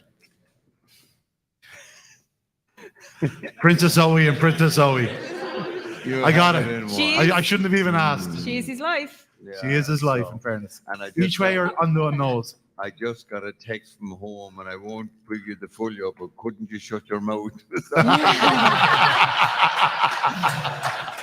Funny, women all asking the same question. So each way or on the nose? Oh, no, on the nose. On the nose. Good man. I'm not sure Dease is getting the charity bet, are you? I'll have a go off, Chad. Go on. I'll give I'll go for a rapper in the Kimure. He's a very big price, so I'll have 100 min, 100 place. Good man. And your best bet? Jerry Clam. Jerry Clam. I am simple. I'm I'm easily influenced, and I'm going to go for Impere Pass. I just think that the way they're talking, and I just loved what I saw from the previous 2 days. And clearly, obviously, it's not the greatest form in the book, but just the way he crossed the line, he looked like he'd go for another 3 miles. So Impere Pass. Ladies and gentlemen, that's it. Our Cheltenham preview for the evening. Our thanks to Luke McMahon, Lisa O'Neill, JJ Slevin, Jane Mangan, Tony Mullins, and of course our own Deasy. I was Ian Fortune. Thanks very much for turning up. Great cause. Now, before we go, we have the raffle and we have the riddle. Jane, you have to take it off your ears. What's the story? Come on, Jane. Speak into the mic. I know the answer to the riddle. Like. What's the riddle? So I presume after Ian gave it away anyway, but I presume beforehand you didn't need any help to know that the filly who's been living in a giant shadow all of her career is that of Epatante, who's been living in the shadow of Honeysuckle, and I believe she will gain her revenge in a couple of days' time. And of course, the last line was that she is literally amazing. And what is the French for amazing? Only Epatante. Aha, I didn't know that. So what we will get you to do is, Jane, draw out a couple. Well, draw one anyway. And if they get the riddle right, that's the riddle winner. Marie Fitzpatrick, you got it wrong. Okay, but I'll tell you what. You're the raffle winner instead, Marie. Marie, you're the raffle winner instead. So you're after getting the stable tour. Am I right? Oh, here, come on, quick! Jeez, you're late now. I hope you have the right. I hope you have Epatante, or it's not worth your while. Where's Marie? Where's Marie? Marie Fitzpatrick. There she is. Marie, you have to win a stable tour in Willie Mullins. Well done. Now, we have a winner of the riddle, and it's Hannah Tennyson. Where's Hannah? Well done, well done. We'll give you your prizes now, folks. That's it, folks, from us. Good night, good luck, and God bless. Enjoy the rest of your evening. Thanks.